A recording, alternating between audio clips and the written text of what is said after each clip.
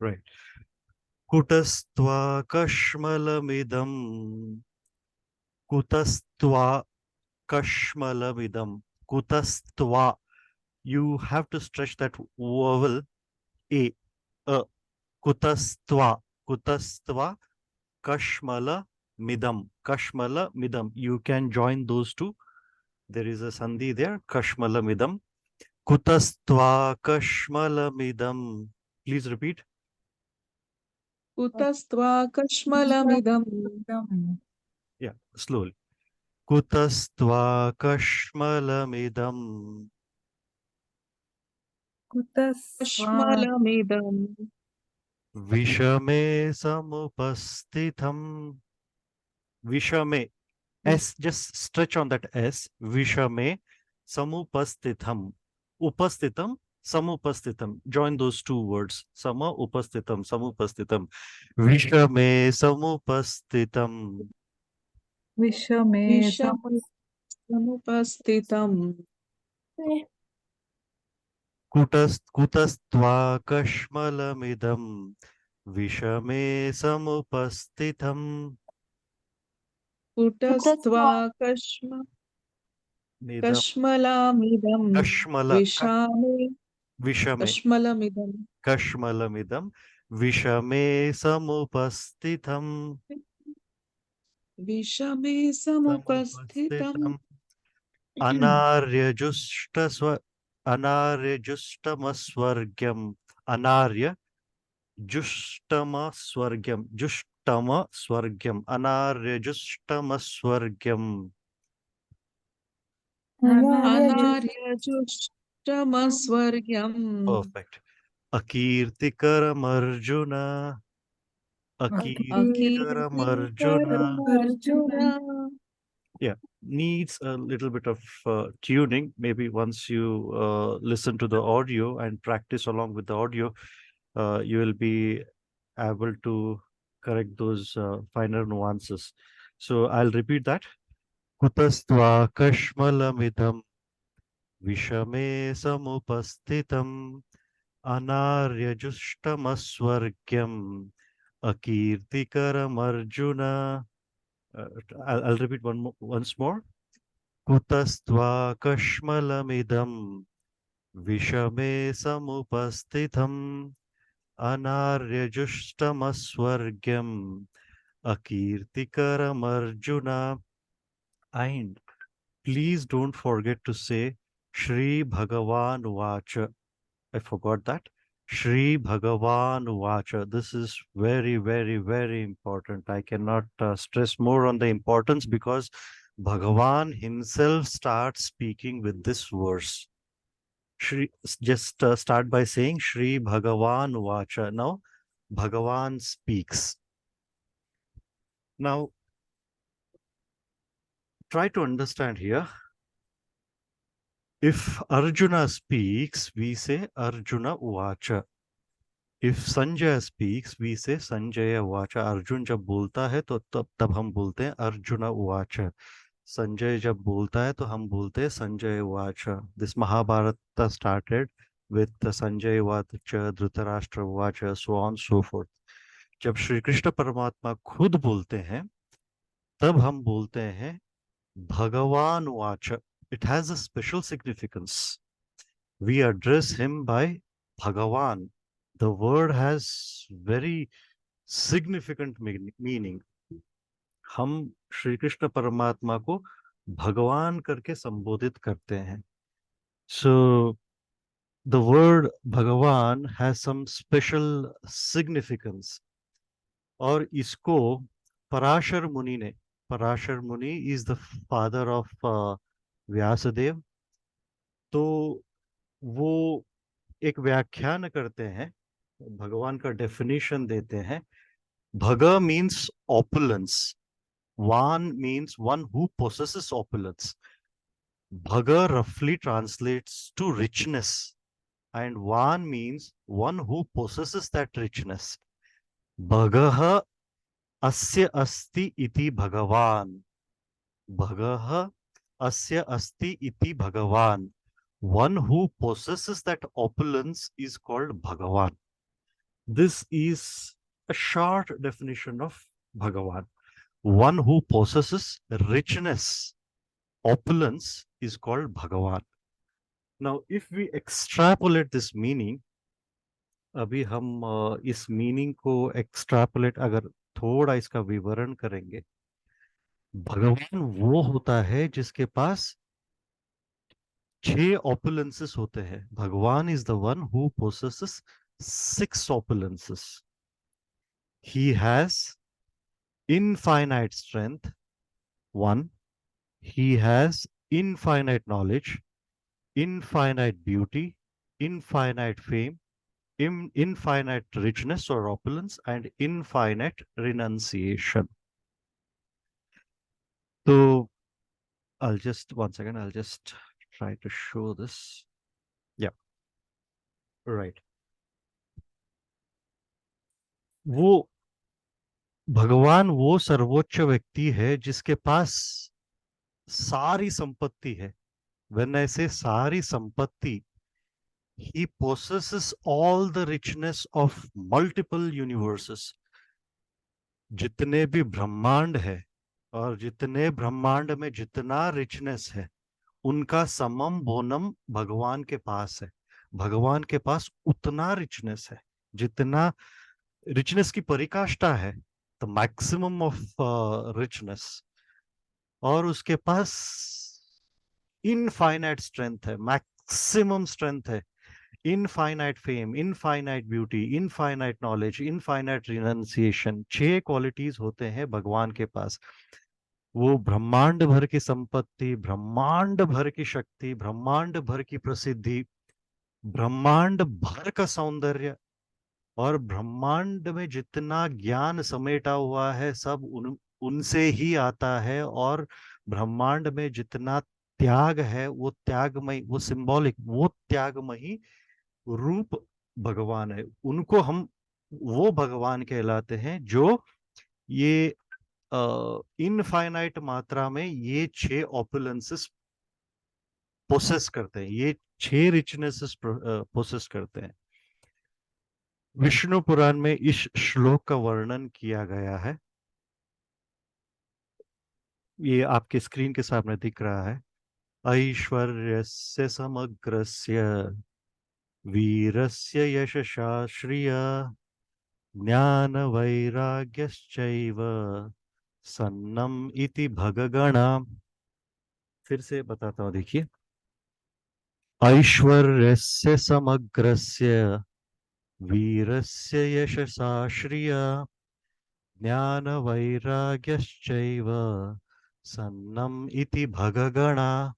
ऐश्वर्यस्य समग्रस्य. जित if you take the sum total of all the richness that is present in the entire universe or entire multiverses, so that is samagra, that is in total, that is the summation of all the richness. That is one of the qualities of Bhagavan. Virasya, he has infinite strength. Virasya, Yasha, he has infinite fame. Shreya, he has infinite richness. Jnana, he has infinite knowledge. He has Vairagya, infinite renunciation. Those who have these 6 qualities, these 6 traits in abundances, infinite abundances, then he is fit to be called as Bhagavan. जब आप किसी पुरुष को भगवान बोलते हैं, थोड़ा सतर्क रहिए. आप पहले, these are your yardstick, आप पहले मापिए. क्या उस आदमी के पास इनफाइनाइट स्ट्रेंथ है, इनफाइनाइट नॉलेज है, इनफाइनाइट ब्यूटी है, इनफाइनाइट फेम है, इनफाइनाइट ऑपुलेंस है, इनफाइनाइट रिनंसिएशन है. Just have this yardstick and just determine, just see if he fits the upadhi, the title of Bhagavan. Bhagavan is a very big word. I'm stressing upon the meaning of the Bhagavan is because Bhagavan says these words. And we need to understand who says these words, and we are repeating whose words. हम किसकी वाणी को दोहरा रहे हैं? हम उसकी वाणी को दोहरा रहे हैं जिसके पास ये 6 क्वालिटीज इनफाइनाइट मात्रा में है, किसी के पास भी नहीं होती। इवन देवता, सेलेस्टियल गॉड्स, दानवास, डीमंस, मानव तो छोड़ ही दीजिए, human beings, we have these abilities in very infinitesimal matras, in very minuscule matras.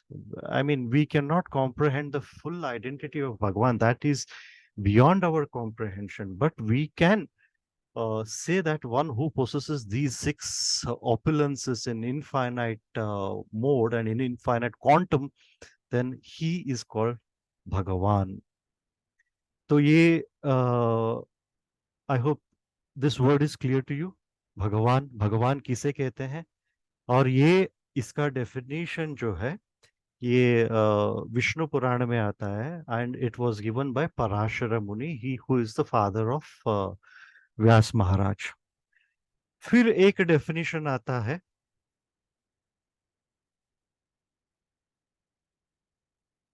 अभी अभी थोड़ा सोचिए, भगवान ये एक उपाधि है, एक टाइटल है, वो that has a lot of weightage to it, it's beyond a title. But ये जो भगवान है कोई भी हो सकता है। हम ये कैसा दृढ़ करें कि श्री कृष्ण ही भगवान है? How can we equate the title, how can we confirm that Shri Krishna himself is Bhagavan? अभी हमने तो भगवान समझ लिया। There may be many people who are rich, who are very powerful, who are very beautiful, who are very famous, very learned, who are very much detached. But no one can claim the coveted title of Bhagavan. No one can no one can compare their richness, their strength, all their traits to that of Bhagavan. Only Shri Krishna can claim this, but how can we prove that? कि Shri Krishna is the supreme personality of godhead, no living entity can claim this title of Bhagavan. तो हम इसको शास्त्र प्रमाणित कैसा prove कर सकते हैं? नारायण भी भगवान हो सकते हैं, लॉर्ड शिवा भी भगवान हो सकते हैं, ब्रह्मा भी भगवान हो सकते हैं, लेकिन उनको वो टाइटल, उपाधि नहीं दिया गया। देवी देवताओं को भी भगवान नहीं कहा गया है। बहुत बारीकी से समझिए, श्री कृष्ण परमात्मा को ही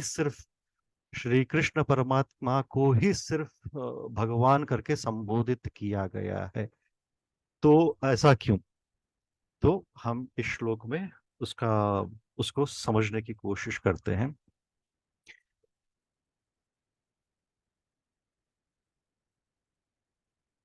एते चांशकलाः पुंसः कृष्णस्तु भगवान स्वयं। ये ध्यान से सुनिए, कृष्णस्तु भगवान स्वयं। ये ना भागवतम में आता है, भागवतम 1.3.28, कृष्णस्तु भगवान स्वयं। तो यहाँ पे मेंशन किया गया है, the summum bonum Krishna is the one without a second. Krishna भगवान ने ही himself has expanded himself in various parts, proportions, particles. He himself has expanded himself as Swayam Rupa, Swayam Prakasha, तदेकात्मा, प्रभाव, वैभव, विलास, अवतार, अवेश, जीव, हर एक फॉर्म में उन्हीं का रूप दिखाई देता है। एंड कृष्णस्तु भगवान स्वयं, इसमें तो बहुत ही क्लियर हो जाता है कि वो बोल रहे हैं कि भगवान सिर्फ कृष्ण ही हो सकते हैं। कृष्णस्तु स्वयं भगवान, ये भागवत में शास्त्रोक्त शास्त्रोक्त तरीके से उल्लेख किया गया है। ऑल हिज पर्सनल एक्सपांशंस आर स्वयं प्रकाश। वो जो अवतार है, विष्णु तत्व के अवतार है, सब में कृष्ण ही कृष्ण है, सब कृष्णमय ही है, सब कृष्ण से ही आया है, सब कृष्ण में ही लीन हो जाएगा। और एक तरह एक एक वन पॉइंट पे कहा जाता है, तो ही हैज 64 डिवाइन एट्रीब्यूट्स। वो किसी के पास भी उतना एट्रीब्यूट्स नहीं होता है। We can not even dream of having those attributes. तो पहला हमने देखा कि what is the definition of Bhagavan. ये इसलिए इम्पोर्टेंट है क्योंकि ये श्लोक भगवान बोल रहे हैं, श्री भगवान उवाच। हम लोग ये नहीं कह रहे हैं कि कृष्ण उवाच, राम उवाच, वो नहीं कहा जाता। श्री कृष्ण को भगवान करके संबोधित किया जाता है, हम लोग बोल रहे हैं भगवान उवाच। तो भगवान का अर्थ होता है ऐश्वर्यस्य समग्रस्य वीरस्य यशसा श्रिय ज्ञान वैराग्यश्चैव सन्नम इति गण। 6 ओपुलेंसेस होते हैं। He has infinite strength, infinite knowledge, infinite beauty, infinite fame, infinite opulence and infinite renunciation। जिनके पास ये 6 इनफाइनाइट मात्रा में हो वही भगवान कहलाता है। और हम ये कैसा तुष्टीकरण करें कि कृष्ण ही भगवान है, उसका उल्लेख भागवतम में किया जाता है। पहला अध्याय, फर्स्ट कैंटो, 3rd चैप्टर, 28 श्लोक। कृष्णस्त स्वयं भगवान एते चांश कलह पुंस कृष्णस्त स्वयं भगवान। भगवान स्वयं, सो कृष्ण ही बोलते हैं, आई मीन भगवान का दूसरा नाम ही कृष्ण है। और आगे चल के भगवद गीता 5th चैप्टर के 27th श्लोका में ये भी उल्लेख होता है, भोक्ताराम यज्ञ तपसा सर्वलोक महेश्वरम। भोक्ताराम, the enjoyer, the enjoyer of all deeds, all efforts, all sacrifices. हम लोग जो करते हैं कर्म, वो यज्ञ कहा जाता है, यज्ञ के रूप में कहा जाता है। इसका भोक्ता सिर्फ एक ही है। दुनिया भर में जो भी काम करते हैं, जो भी वो सब भगवान श्री कृष्ण तक ही पहुंचता है। इसीलिए Shri Krishna declares that I am the supreme enjoyer, भोक्ताराम यज्ञ तपसाम सर्वलोक महेश्वरम। I am the proprietor of all planets. सर्वलोक महेश्वरम, जितने भी लोक हैं, जितने भी लोक हैं, उसका महेश्वर श्री कृष्ण परमात्मा है। आई am the proprietor of all the planet, that he is his richness. He is the supreme enjoyer and he is the proprietor of all the planets। फिर 10वें अध्याय में 2nd श्लोक में कहा जाता है, अहम आधीर ही देवानाम महर्षि नाम च सर्वशः। अहम आधीर ही देवानाम महर्षि नाम च सर्वशः। I am the source from which all gods and great seers come। मैं ही वो स्रोत हूँ जिससे सारे भगवान निकलते हैं, सारे ऋषि मुनियां निकलते हैं। स्रोत तो वही श्री कृष्ण परमात्मा ही है। अहम अधीर ही देवानाम, वो वही स्रोत है जहां से भगवान, जो भी देवता गण, जो भी संत गण, जो भी महर्षि गण, हम जिनको भी जानते हैं, जो वो सब श्री कृष्ण से उद्भव हुए हैं। He is the source of all the gods and he is the source of all the great seers. जितने भी ऋषि मुनिया हुए हैं, उनका स्रोत तो वही है, श्री कृष्ण परमात्मा ही है। तो हम उनकी वाणी सुन रहे हैं। ये मैं बार बार, भगवान के कौन है उसका वर्णन तो 4 वेदों में बहुत विस्तार से दिया गया है, लेकिन मैं कुछ चुनिंदे वर्सेस ही सिलेक्ट कर रहा हूं ताकि आपको पता चले कि बोल कौन रहा है, आप किसकी वाणी सुन रहे हो। तो इसका एक आभास रहे, जब भी आप गीता सुनते हो, आप किससे सुन रहे हो। भगवान, भगवान यानी कौन है, उसके क्वालिटीज क्या है, you should be aware of that. फिर एक आता है 10वें चैप्टर के 8वें श्लोक में, अहम सर्वस्य प्रभवो मत्ता सर्वम प्रवर्तते। यहाँ पे वो बोलते हैं, आई am the origin of all creation, everything proceeds from me. And पूरा संसार, पूरा सृष्टि जो है, वो श्री कृष्ण परमात्मा से ही ओरिजिनेट हुआ है, वही स्रोत है उसके। आई am the origin of all creation and everything proceeds from me. सब जो भी होता है, परा अपारा, विजिबल इनविजिबल, मैनिफेस्ट अनमैनिफेस्ट, जो दिखता है अदृश्य दृश्य अदृश्य, जो भी है वो सब उसी से उभर के आता है। स्रोत वही है, एंटायर सृष्टि के स्रोत वही है। अहम सर्वस्य प्रभो मत्ता सर्वम प्रवर्तते। तो एवरीथिंग प्रोसीड्स फ्रॉम हिम। वो थोड़ा भगवान का वर्णन करना मुश्किल है, बट ये कुछ श्लोक ऐसे हैं जो बहुत बारीक, मतलब उसमें से सब भगवान के गुणों को समराइज करते हैं। ऐसे कुछ श्लोकों को मैंने आपके सामने प्रस्तुत किया है। और कुछ बहुत कॉम्प्लिकेटेड श्लोक हैं। अद्वैतम अच्युतम अनादिम अनंत रूपम आद्यम परम पुरुषम नवयौवनम च, बहुत ही कॉम्प्लिकेटेड हो जाता है। उनको बोला जाता है नवयौवनम च। He is always young, ever youthful. वो हमेशा यूथफुल ही रहते हैं। कभी भगवान का फोटो देखा है जिसमें वो बूढ़े टाइप दिखते हैं? कभी वो बूढ़े के फोटो हैं? श्री कृष्ण परमात्मा हमेशा नवयौवन, नवयौवनम च, वो हमेशा नवयव हमेशा he is in this pristine youth form. वो हमेशा एक यूथ फॉर्म में ही दिखते हैं और उनके अनंत रूप हैं। और पुराण पुरुषम, उसको विरोधाभासा देखिए। ही वो ऐसे विरोधाभास नजर आते हैं। नवयौवनम, उसी सेंटेंस में कहा जाता है ही इज पुराण पुरुषम, ही is the oldest person, oldest ever known person. वो पुराण पर्सन मतलब ओल्डेस्ट नोन पर्सन भी है, but he is ever young, youthful भी है। तो ऐसे विरोधाभास आ जाते हैं। ऐसे विरोधाभास बहुत पाए गए हैं। भगवान का वर्णन करना इतना आसान नहीं है, but we need to know that, we need to know what qualities he has. तो फिर ये भगवान वाच। So having understood this, now we move on to this shloka. Utastva kashmalamidam vishame samupastitam anarya justamasvargyam अकीर्तिकरम अर्जुना। इसको एक एक word समझते हैं। आपको भगवान का शब्द का मीनिंग समझ में आया? I hope you have understood the meaning of the word भगवान। Yes. हाँ Okay, समझ में। okay, let's move on. तो भगवान तो आपको पता ही है, भगवान उवाच। नाउ कुतः, कुतः इज अ कॉम्बिनेशन ऑफ किम प्लस तसा, फ्रॉम वेयर।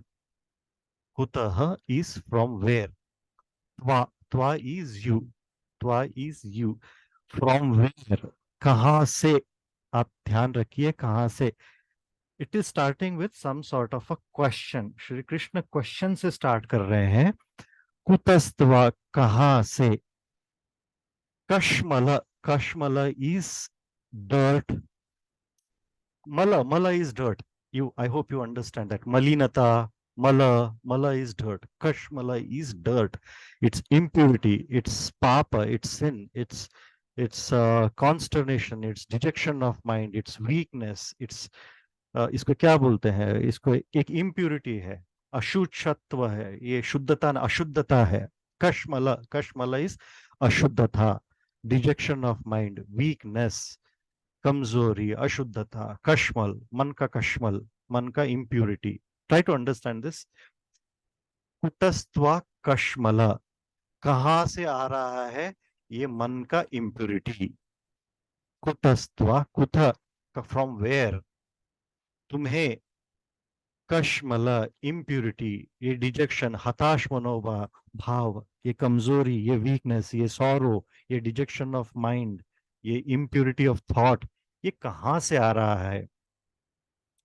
इदम, इदम मीन्स दिस।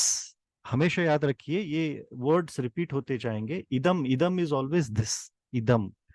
विषय में, विषय में बहुत सारे लोग बहुत सारे व्याख्यान करते हैं।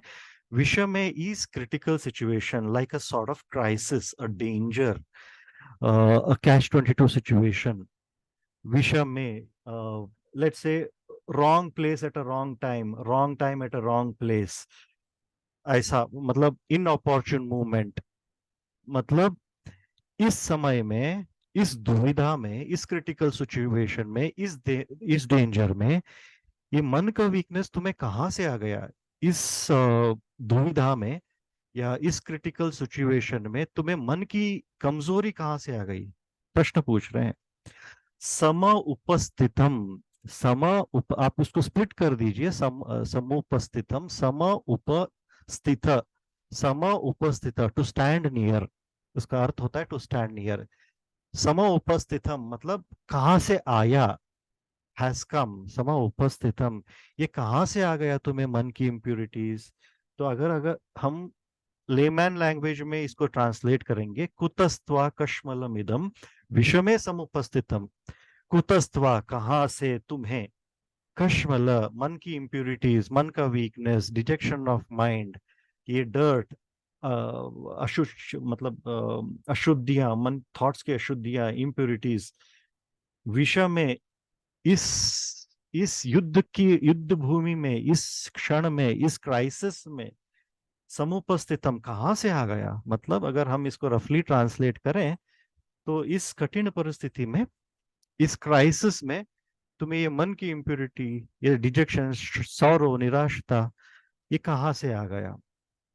अनार्यजुष्टम अस्वर्ग्यम अकीर्तिकरम अर्जुना, देखिए इस श्लोक को अगर आपको इम्प्रिंट करना है, इसको आप घुल मिल के पीना है, तो 3 फ्रेजेस बहुत ही इंपॉर्टेंट है। अनार्यजुष्टम, अस्वर्ग्यम, अकीर्तिकरम, हमें क्या नहीं करना चाहिए उसका उल्लेख क्लियरली इधर दिया गया है। अनार्यजुष्टम, आर्य मतलब वन हु इज आर्य, अ परफेक्ट जेंटलमैन। आर्य मतलब not who has come from आर्य कुल, और आर्य, आर्य एज इन नॉर्थ इंडिया और ईरान और वो सभी स्थान को संबोधित किया नहीं जाता। आर्य मतलब नोबिलिटी, वाइज, एक it it doesn't reflect race here, but a person who is like a thoroughbred gentleman, आर्य बोलते हैं उनको। Thorough upright man, honest man, gentleman, उनको आर्य आर्य बोलते हैं।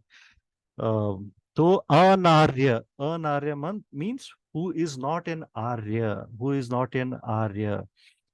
न आर्यजुष्टम इति अनार्यजुष्टम, मतलब न आर्यजुष्टम इति अनार्यजुष्टम मतलब one who is not an Arya, one who is not acceptable, one who is not becoming of an upright man is anarya-justam, मतलब he is not fit to be called a gentleman, ungentlemanly behavior, simply put ungentlemanly behavior, not befitting nobility, मतलब उसका जो भी व्यवहार है वो Nobel लोगों के, नोबल लोग मतलब उसको क्या बोलते हैं, नोबल जेंटलमैन लोग एक्सेप्ट नहीं करते, संभावित लोग एक्सेप्ट नहीं करते, ऐसा उसका अर्थ निकलता है। अस्वर्ग्यम, that which is not the means to gain heaven, मतलब स्वर्ग्यम इदम इति स्वर्ग्यम, न स्वर्ग्यम इति अस्वर्ग्यम, simply put not leading to heaven. जो भी ये स्टेट ऑफ माइंड है, ये this will not lead you to heaven. ये जो स्टेट ऑफ माइंड है, dejection of mind, exhibiting of weakness, impurities of thought, ये कहाँ से आ रहे हैं, और ये आर्य लोग एक्सेप्ट नहीं करते। फर्स्ट वन, आर जुष्टम इज लेट्स से एक्सेप्टिंग, अनार्य जुष्टम, आर्य जुष्टम means one who is which is accepted by Arya लोग, ये आर्य लोग इसको एक्सेप्ट नहीं करेंगे। और अस्वर्गम, इस ऐसा behaviour does not lead to heaven, स्वर्ग के लायक नहीं है, स्वर्ग के दरवाजे बंद हो जाएंगे। अकीर्तिकरम, which will cause infamy, as in which does not add to your good name, कलंकित हो जाओगे तुम अर्जुन, कलंकित हो जाओगे, अकीर्ति लग जाएगा, तुम्हारे नाम खराब हो जाएगा। सिंपली पुट, तुम्हारा नाम खराब हो जाएगा। इनग्लोरियस, कॉजिंग इनफेमी, मतलब causing disrepute to one's name, one's yasha, glory, fame, उसका जो भी कमाया हुआ फेम है, जो भी कमाया हुआ उसका उसका यश है, वो सब निकल जाएगा। ऐसा बर्ताव अगर युद्ध भूमि में करोगे, जो भी तुमने अभी तक फेम हासिल किया है वो सब निकल जाएगा धरती पे, तुम्हारा नाम खराब हो जाएगा। अकीर्तिकरम, इट विल कॉज इनफेमी, अकीर्ति हो जाएगा। Arjuna, Arjuna means Arjuna, try to understand this, शायद ये पहली बार ये श्लोक में आ रहा है तो मैं उसको बता रहा हूँ। Arjuna means pure white, who is pure in actions, जो कर्म में बहुत प्योर है, who is Shubhra, who is white, who is pure, who is serene, उनको बोलते हैं arjuna. So that is the meaning of these words. तो फिर से मैं दोहराता हूं. कुतस्त्वा कहाँ से आ रहा है? कश्मला, मला तो आपको देखिए ये सिंपल उसी में छुपा है. मला तो इज इम्प्यूरिटी. कश्मला, कश्मला is again an impurity of thought, dejection of mind, misery, sorrow. ये कहाँ से? इदम, ये कहाँ से आ रहे हैं? विषम में समुपस्थितम. समुपस्थितम कहाँ से? विषम में, इस परिस्थिति में, इस क्राइसिस में. अनार्य जुष्टम स्वर्गम. आर्य लोगों को ये पसंद नहीं है, ये तुम्हारा बिहेवियर है, अनार्य है. जुष्ट अस्वर्गम, ये स्वर्ग, ये जो तुम्हारा बिहेवियर है स्वर्ग के लायक नहीं है. अकीर्तिकरम, ये कीर्ति के लायक नहीं है अर्जुन. हम तो from where did this dejection come? This dejection is not entertained by noble people. This dejection will not lead to heaven. This dejection will lead to ill fame. Wait, and why did this come at the wrong moment? तो कृष्ण यहाँ बोलते हैं, कृष्ण यहाँ देखिए, ये 2.2 और 2.3 कृष्ण डांटते हैं, और कृष्ण बहुत बुरी तरीके से डांटते हैं. नेक्स्ट श्लोक में क्लाइभ्य बोलते हैं, नपुंसक बोलते हैं. ये डांट डांट रहे हैं श्री कृष्ण परमात्मा. यूजुअली परमात्मा ऐसा वर्ड्स यूज नहीं करते. तो यूजुअली ये बोल रहे हैं श्री कृष्ण परमात्मा, you have missed your calling arjuna. हमें सब पता है arjuna, arjuna is the bravest, he is the most courageous, is the most skilled archer, he is the greatest and efficient archer. हम सब जानते हैं कि अर्जुन सबसे बड़ा साहसी है, सबसे बड़ा शूरवीर है, सबसे बड़ा धैर्यवान है, सर्वश्रेष्ठ धनुर्धर है. इसके बावजूद जो वो बोल रहा है, जो वो बोल रहा है, it betrays his bravery, his courage, his skills. जो कृष्ण वो सुन रहे हैं उससे उसकी कायरता उभर आ रही है, उससे उसकी कायरता का परिचय हो रहा है. कृष्ण का सॉरी अर्जुन कायरता का परिचय दे रहा है. जो वो बोल रहा है वो कायरता का लक्षण है. तो जो भी था, जो वो सोच रहा था कि he is filled with immense sorrow and the thought of imminent destruction, उसको उसको झंझोड़ के रख दिया. The thought of imminent destruction that the war would bring. तो he was filled with immense sorrow. ये कायरता का लक्षण है. अगर ये सभी बताना था तो it may have been all right if he had mentioned all this before the war. ये सभी अगर युद्ध के मैदान से पहले अगर बोला जाता तो ये सब ठीक था, कृष्ण उनके साथ बैठ के चर्चा भी कर सकते थे. लेकिन इस कठिन परिस्थिति में जहां कुरुक्षेत्र में दोनों सेनाएं, अक्षौणी सेनाएं दोनों आमने सामने हुई, आमने सामने हैं, इस परिस्थिति में समय गलत है और टाइम गलत है, प्लेस गलत है. यहाँ पे अर्जुन को इस प्रकार क्या बोलते हैं, निराश होना नहीं चाहिए करके अर्जुना सॉर्ट ऑफ एडमोनिस्ड अर्जुना, रेप्रिमांडेड अर्जुना. ऐसा नहीं तुम्हें बिहेव करने का करके वो डांटते हैं. तो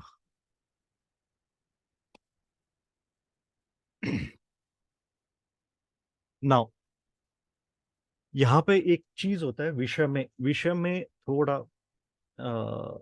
ध्यान पूर्वक सुनिए इस बात को. विषय में some people attribute it as wrong movement.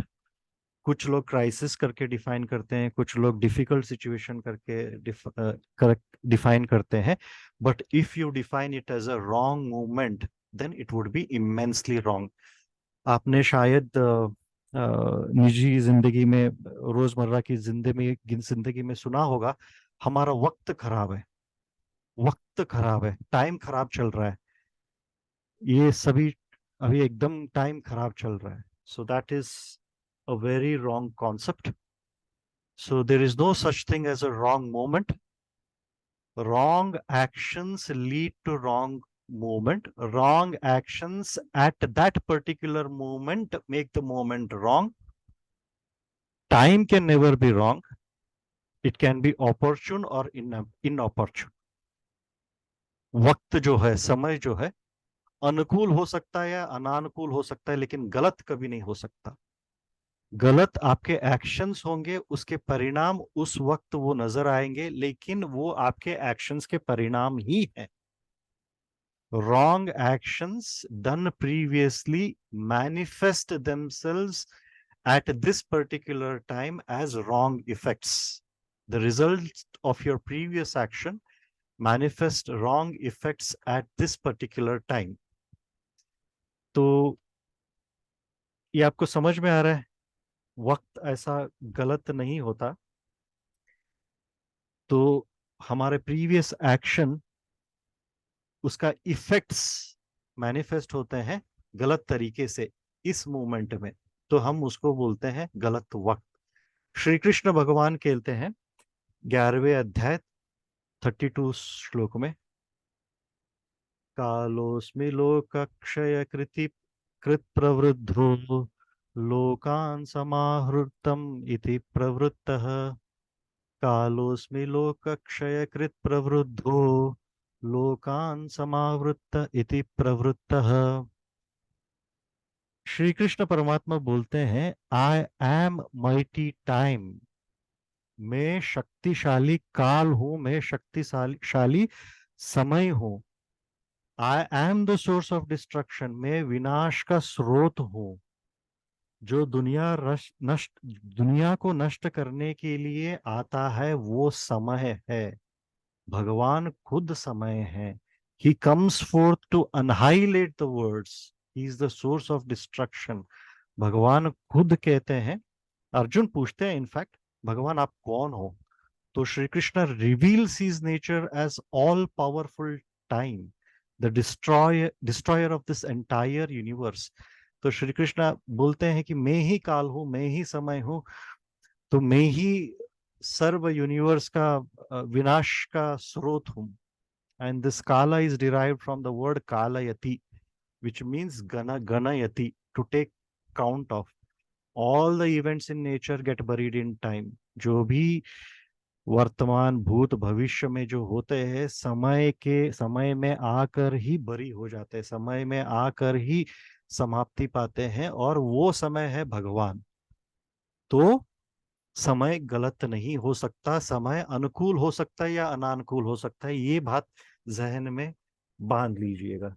तो विषय, इस श्लोक में विषय का अर्थ होता है inopportune movement, but not the wrong movement. बोलते हैं ना, ये रॉन्ग मूवमेंट पे, wrong person at the wrong time, wrong person at the wrong position at the wrong time, ऐसे चीजें बोलते हैं कॉर्पोरेट में. Wrong person at the wrong time वगैरह वगैरह. कोई रॉन्ग टाइम वगैरह नहीं होता है. Time is always time. Time भगवान का स्वरूप, भगवान ही है. तो काल जो होता है ऑपर्चून होता है, अनुकूल होता है या अनानुकूल होता है, कभी गलत नहीं होता. And this has been portrayed very nicely in Oppenheimer movie. Oppenheimer, as you all know, he was the part of the first atomic bomb project, and after Oppenheimer witnessed the destruction of Hiroshima and Nagasaki, वो बोलता है, आई am the destroyer of all the words. वो movie बहुत famous है, newspaper में भी आया था. आई एम द, भगवत गीता का श्लोक लिया गया है करके बोला था, यही वर्स है वो. समय काल, I am the destroyer of all the worlds. समय, मैं सभी दुनिया का विनाशक हूं. तो अभी coming back to where we were, तो अभी अर्जुन जो है रणरंग में है. सो श्री कृष्ण उसको चैस्टाइज करते हैं, उसको रेप्रिमांड करते हैं, उसको क्रिटिसाइज करते हैं. He uses very strong words which normally Krishna will never use. Krishna के मुखारविंद से ऐसी भाषाएं, ऐसे शब्द निकलते ही नहीं है, ऐसा टोन भी नहीं निकलता है, लेकिन श्री कृष्ण को मजबूरन ये यूज करना पड़ रहा है. He is forced to use such words, he is forced to use such tone which normally Krishna doesn't use, and which normally Arjuna cannot tolerate also. ऐसे ये इन दो श्लोकों में 2.2 और 2.3 भगवान श्री कृष्ण अर्जुन को कड़ी निंदा करते हैं और कृष्ण को बहुत कठोर शब्दों का प्रयोग करते हैं। जनरली वो ऐसा कठोर शब्द का प्रयोग करते नहीं है, जिनका प्रयोग सामान्य रूप से कृष्ण करते ही नहीं है, और जिन्हें सामान्य रूप से अर्जुन भी नहीं सह सकता। अर्जुन भी परम शूर है, वो अगर कोई और बोलता तो अलग ही परिणाम निकलता। Generally Arjuna would not also have tolerated such words and such tone. तो अर्जुन यहाँ ऐसा कड़ी निंदा कर रहे हैं। क्यों कर रहे हैं? As a charioteer whips up the horse by hitting the horses, Krishna is triggering Arjuna's ego, hoping that at least Arjuna will get triggered. He will get up and fight like a man. तो क्यों कर रहे हैं ये? क्यों उसके ego को trigger कर रहे हैं? एक सारथी जैसे घोड़ों को मार मार के उत्तेजित करता है जोर से भागने के लिए, इसी तरह कृष्ण वस्तुतः अर्जुन को उत्तेजित कर रहे हैं, उसके ईगो के साथ छेड़खानी कर रहे हैं, उसको ईगो को उत्तेजित कर रहे हैं इस उम्मीद के साथ कि वो कम से कम उठ जाए और मर्दों की तरह लड़े, कि उठ जाए और फाइट लाइक अ मैन। क्योंकि वो आगे चल के आता है, वो नपुंसक की तरह बिहेव कर रहा था। सो कृष्ण को वो ही हैज टू चास्टाइज अर्जुन, उनको ऐसे कठोर शब्द यूज करने ही पड़े। Here Krishna uses very strong words, कुटस्त्वा कश्मलमिदम, for from where did such low thinking. वो बहुत आर्यकुल का आदमी है, इतना लो लेवल थिंकिंग, इतना क्षीण सोच, इतना नीच सोच, इतना नीच व्यवहार, इतना क्या बोलते हैं, low as in very low thinking तुम्हारे पास कहाँ से आया? एज ए क्षत्रिय वो कश्मल है, कश्मल है, वो कहाँ से आ गया? तुम्हें तो कश्मल आना नहीं चाहिए। सो यहाँ पे कुछ चीजें हमें बहुत ध्यान से ऑब्जर्व करना होगा। अभी जब हम किसी के ईगो को छेड़ते हैं तो हमें बहुत बहुत बहुत ख्याल रखना पड़ता है कि उसका परिणाम क्या होगा। श्री कृष्ण परमात्मा सर्वज्ञानी है, तो उनको पता है कि ह्यूमन साइकोलॉजी क्या है, अर्जुन कैसा था, लोग कैसे थे, उनका माइंडसेट क्या है, तो वो कैसा छेड़ सकते हैं। सो सिंस वो परम ज्ञानी थे, वो कर सकते थे, लेकिन हम ये थोड़ा हमें सावधान रहना पड़ेगा जब हम किसी के ईगो को ट्रिगर करते हैं। So one size solution doesn't fit all, ये तो सुना ही होगा आपने, एक साइज की जूती सबको फिट नहीं होती है। तो ऐसा ही श्री कृष्ण परमात्मा ने जो अर्जुन के साथ किया है, हम सबके साथ वो व्यवहार नहीं कर सकते। वो अर्जुन श्री कृष्ण ही है, वो जानते हैं वो क्यों अर्जुन के साथ ऐसा किए हैं। थोड़ा हमें सतर्क रहना पड़ेगा। अगर हम इसको एग्जाम्पल लेके किसी और के ईगो को ट्रिगर करने को जाए तो वहां पे थोड़ा सतर्क हो जाना चाहिए, बिकॉज यहाँ पे पर्सनालिटी टाइप्स आ जाते हैं। You need to understand personality types before triggering their egos, because sometimes it will have a drastic repercussions. उसके repercussions बहुत ज्यादा ही होंगे। तो ये ईगो होता है, ego is something which is a false self born out of fear and defensiveness.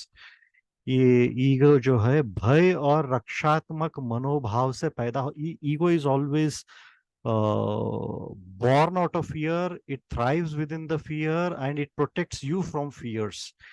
So ego भय से ही उसका, it operates from the realm of fear and defensiveness. वो हमेशा डिफेंसिव हो जाता है, हमेशा फियर के प्लेटफॉर्म से वो ऑपरेट करता है ego.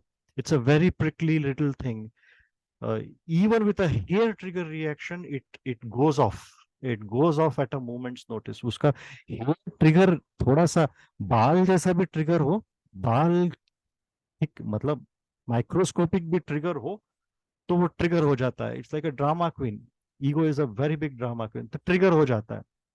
But soul is incredibly calm and resilient. It is not touchy and it is not at all reactive.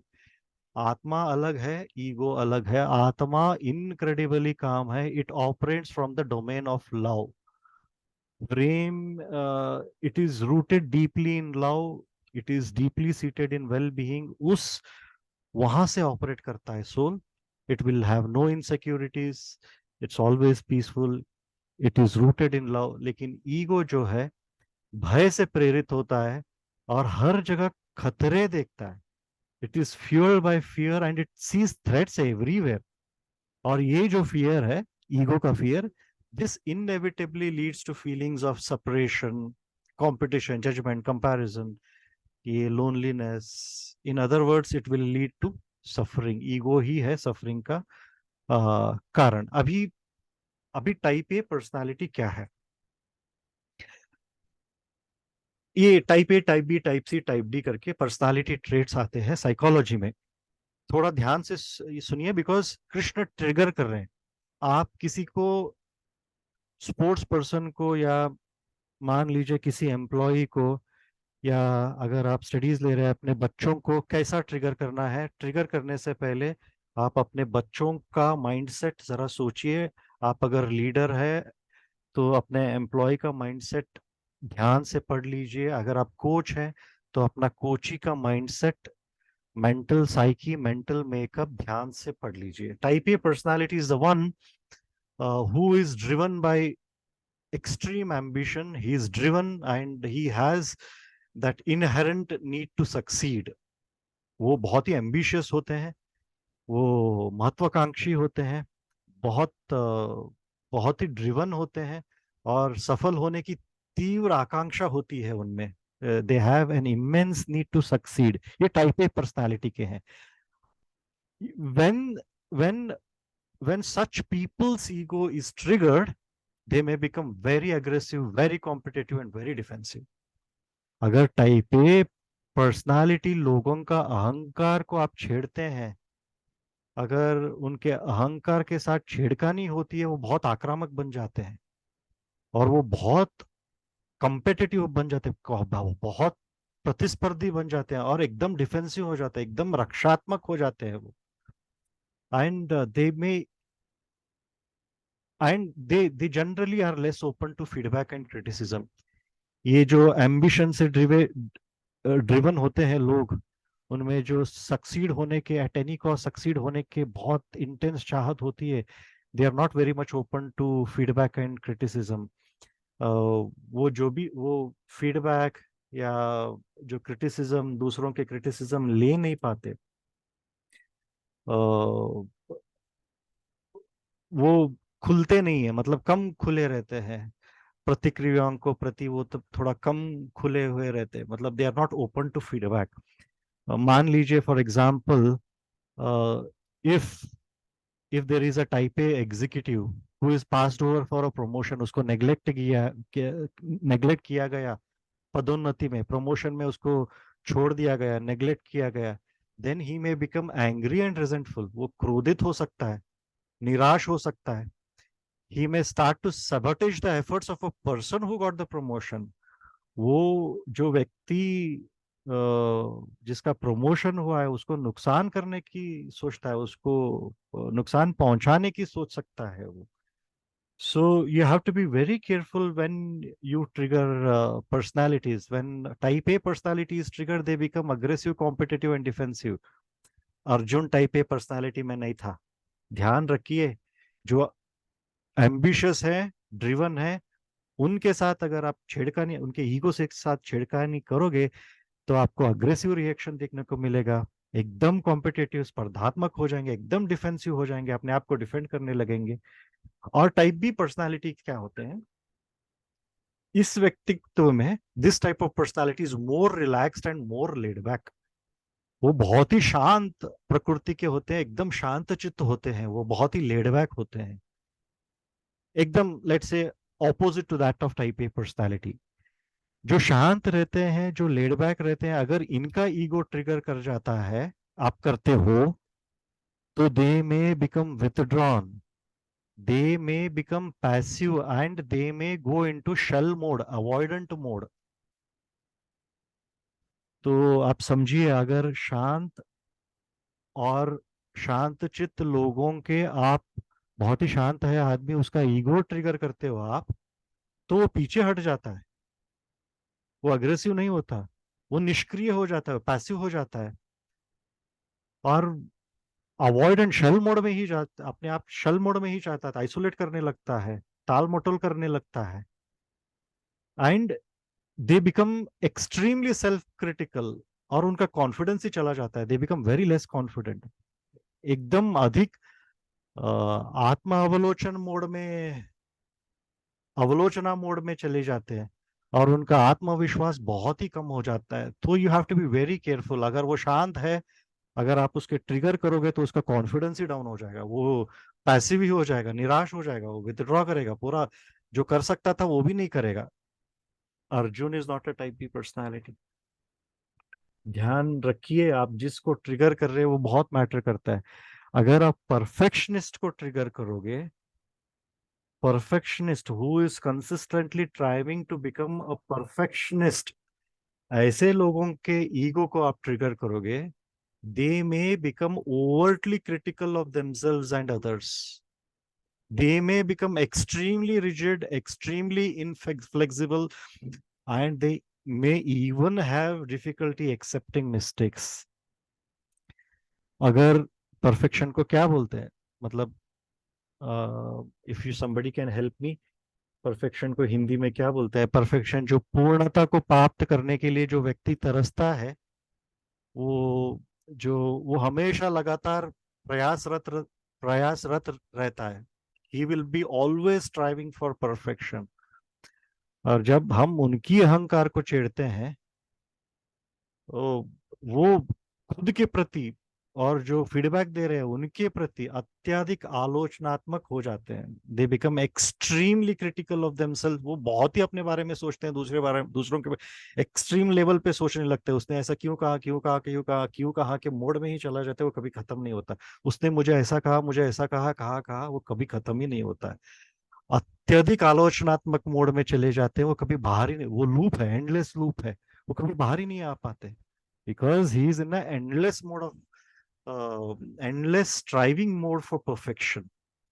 वो बहुत ही कठोर होते हैं, बहुत ही इनफ्लेक्सिबल होते हैं, और गलतियों को कभी स्वीकार करते ही नहीं, और उनमें बदलाव का जो भी आस्पद होता है बहुत ही कठिन होता है। Now if a perfectionist employee makes a mistake और एक बॉस उसको पॉइंट आउट करता है, तो not only does he become upset, he will be unable to focus on the future work, and he may also start to avoid taking on new challenges for the fear of making more mistakes. तो अगर पूर्णतावादी कर्मचारी को जो भी अगर एक boss ये गलत है करके बोलता है, तो इतना परेशान हो जाता है वो आदमी, वो अपने काम पे फोकस ही नहीं कर पाता, ध्यान ही नहीं दे पाता, असमर्थ हो जाता है, वो असमर्थ ही हो जाता है वो, और गलतियां करने से एकदम डर जाता, सतर्क हो जाता है, और वो नई चुनौतियों को लेने से ही पीछे हट जाता है। सो ये रिपरकशंस होते हैं। तो आपको थोड़ा देखना पड़ेगा कि आप किसके ईगो को ट्रिगर कर रहे हो। कृष्ण को पता था वो किसके ईगो के साथ खेल रहे हैं। ये आप अगर आईपीएल देखते हो तो आपको ये बहुत क्लियरली पता चलेगा। हाईली कॉम्पिटिटिव एथलीट जो होता है, कुछ एथलीट्स होते हैं, first highly competitive athlete, this type of athlete is driven to win at all costs. ये when their ego is triggered, वो बहुत ही अग्रेसिव और बहुत ही वायलेंट हो जाते हैं, and they may even become more focused on winning than on playing fair. मतलब वो निष्पक्ष खेलने के बजाय जीतने पे ही अधिक ध्यान केंद्रित होता है। वो बाय हुक और by crook they want to win. उनका एथिक्स, अनएथिक्स, वो सभी सोचते ही नहीं है, उनको जीतना है। This is a trait of highly competitive spirit.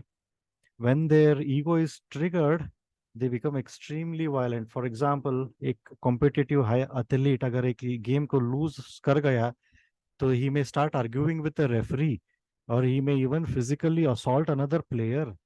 वो शारीरिक तौर पे हमला भी कर सकता है, रेफरी के साथ बहस भी करने लगता है, वो कभी अपने हार को बर्दाश्त नहीं कर सकता। So the same like type A personality, वो उनका रिएक्शन बहुत अग्रेसिव हो जाता है। अगर sensitive athlete, it is similar to type B personality, वो इजीली हर्ट हो जाते हैं। दिस ये जो एथलीट होते हैं, they are easily hurt by criticism और डिफीट। जब हम उनका ईगो ट्रिगर करते हैं, they may easily become withdrawn, depressed. वो थोड़ी मतलब थोड़ा निंदा भी बर्दाश्त नहीं कर सकते हैं, तो मतलब वो पीछे ही हट जाते हैं, उदास हो जाते हैं। And sometimes if it goes to extreme, ये जो शांत लोग होते हैं, सेंसिटिव एथलीट्स होते हैं, दे इवन गेट सुसाइडल। वो आत्माघाती पे भी करने को भी सोच सकते हैं। They start doubting, if you trigger their ego, they start doubting their abilities. They may even give up their dreams. जो भी खेलने का वो सोच रहे थे, they may even give up their dream of playing sports. वो खेलने के सपने को ही छोड़ देते हैं। So you have to be very careful. और अगर underdog upcoming athlete, underdog athlete की बात करें, they are generally under estimated. उनको अंडर एस्टिमेट किया जाता है, ये नया नया लड़का है, वो क्या खेलेगा। अगर उनका ईगो हम ट्रिगर करते हैं, they will be extremely motivated. वो कर दिखाने के चाह में बहुत मोटिवेटेड होते हैं, motivated to prove everyone wrong. वो सबको गलत ठहराने में जबरदस्त 100%, 200% कोशिश करते हैं।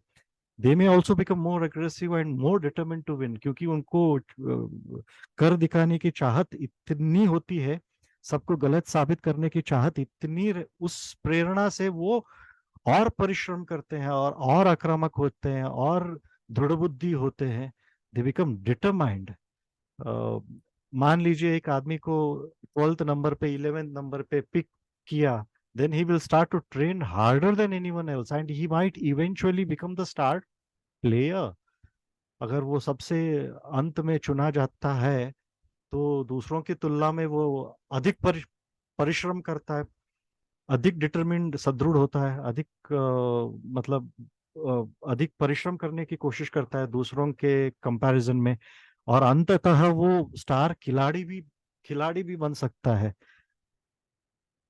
These are some of the examples where you have to be very careful as to whose ego you are triggering। यहाँ पे एक कहानी आती है, आप जरा ध्यान से सुनिए। I might take half an hour more, but I will wind this up. I'll try to wind this up as soon as possible। ये बहुत इंटरेस्टिंग कुछ एनेक्डोट्स है, कुछ कहानियां हैं। आप इस श्लोक से बहुत जल्दी, बहुत इजीली रिलेट कर पाओगे। आप ध्यान दीजिए। आप king Goliath versus king David करके कहानी सुना ही होगा। It's a legendary story, David versus Goliath. ये ऐसा ऐसा बोला जाता है, डेविड इज अ एक छोटा कद का आदमी, और गोलियत इज अ विशाल कद का आदमी। छोटा कद का आदमी वर्सेस विशाल कद का आदमी। Story of king David versus Goliath, ये बाइबल का एक बहुत ही फेमस स्टोरी है। And according to this story, there was a battle between Israelites and Philistines. Philistine और इजरायलियों के बीच में एक संघर्ष हुआ। So the Philistines had a giant warrior named Goliath. एक विशाल काय का एक योद्धा था, उसका नाम था गोलियत। विशाल काय as in of a mount stature of a mountain, एक माउंटेन जैसा विशाल काय का एक आदमी था गोलियत। उसके हाथ यानी एक बहुत बड़ा ट्रीज जैसे थे, उसके पैर भी बहुत बड़ा ट्रीज जैसे थे। ऐसा एक राक्षस था, giant warrior. And he challenged any Israeli soldier to fight with him in a single combat. युद्ध के लिए ललकारा। इजरायली सैनिकों को अकेले युद्ध करने को उसने चुनौती दी। So but none of the Israelites were brave enough to accept the challenge. ये हालांकि कोई भी इजरायलियों में ऐसा धैर्यवान, शूरवीर ऐसा कोई था ही नहीं जो उसका चुनौती। ये सब ह्यूमन टाइप के लोग थे, और वो दैत्याकार का एक आदमी था, राक्षस था, तो कोई भी खड़ा नहीं हुआ। तो this particular dilemma caught the attention of young shepherd David। एक युवा चरवाही, एक यंग शेफर्ड डेविड था। तो उसके ध्यान में ये जो था ये आ गया, उसके कानों में ये बात पड़ी कि ऐसा योद्धा ने युद्ध को ललकारा है। तो उसने क्या किया, वो उस समय किंग सॉल करके था। So David approach king Saul and he asked his permission to fight Goliath. तो उसने राजा सॉल के दरबार में गया और पूछा। मैं वो बहुत ही कद में बहुत ही छोटा था, बहुत बहुत छोटा, जितना मतलब 3 फीट ऐसा समझ लीजिए, 2.5 feet. And this Goliath is like 30 feet. आप समझ सकते हो, बहुत ही छोटा कद का था। वो दरबार में जाके विनती की मैं उससे लड़ूंगा। तो पहले तो किंग डेविड हंस पड़े। सो ये कैसा बोल रहे हो तुम? And he was amazed by this David's confidence and determination, but at the same time he was perplexed. वो अचंभित हो गया, आश्चर्यचकित हो गया। इतना छोटा कद का आदमी। वो बोलने लगा, तुम क्या करोगे? तुम पहले एक बाण तो उठा लो, अपने आप को तो संभालो, बाद में उसको करो। अब सोचिए तुम क्या कर लोगे। वो ट्रिगर किया, ईगो को ट्रिगर किया। तुम क्या कर सकते हो? पहले अपना शीप को संभालो, अपने आप को संभालो। पहले एक शस्त्र उठाना सीखो, एक नॉर्मल युद्ध करना सीखो, बाद में तुम ऐसे दैत्य आदमी के साथ लड़ सकते हो, करके भरी सभा में उसकी ईगो को ट्रिगर किया। But considering his confidence and determination, he agreed to let him fight the giant. तो उसका जो आत्मविश्वास और दृढ़ संकल्प को देख के, चलो भाई तुम लड़ो करके उसने परमिशन दे दी। और वो बोला, मैं तुम्हें एक हैवी आर्मर देता हूँ, हैवी वेपन देता हूँ, उसके साथ लेके जाओ करके व्यंग में बोला। एज इन एक भारी कवच, एक भारी हथियार। वो क्या उठाएगा? 2.5 कद का आदमी। भारी कवच और भारी हथियार दे दूंगा, उसके साथ जाके उसको लड़ो, तुम्हें बचा के रखेगा। ही डिड नॉट, वो बोला नहीं कि ये तुम्हें उसको हराने में मदद करेगा। ये बोला कि तुम्हें बचाने को हेल्प होगा। मतलब ही उसको व्यंग्य था, आयरनी था। अब पहले अपने आप को तो बचा लो, बाद में उसको मारो। तो वो गया। तो उसने डेविड ने रिजेक्ट किया उस ऑफर को। And he went into the battle with just a sling and few stones. Sling तो पता ही होगा आपको। तो एक उसको गोफान बोलते हैं। गोफान और कुछ पत्थरों के साथ वो अकेले, गोफान हाथ में वो लेके चिड़ियों को मारते हैं ना, वो स्लिंग और कुछ पत्थर, छोटे छोटे पत्थर, उसको लेके गया। तो एज डेविड अप्रोच गोलियत, तो giant also mocked him.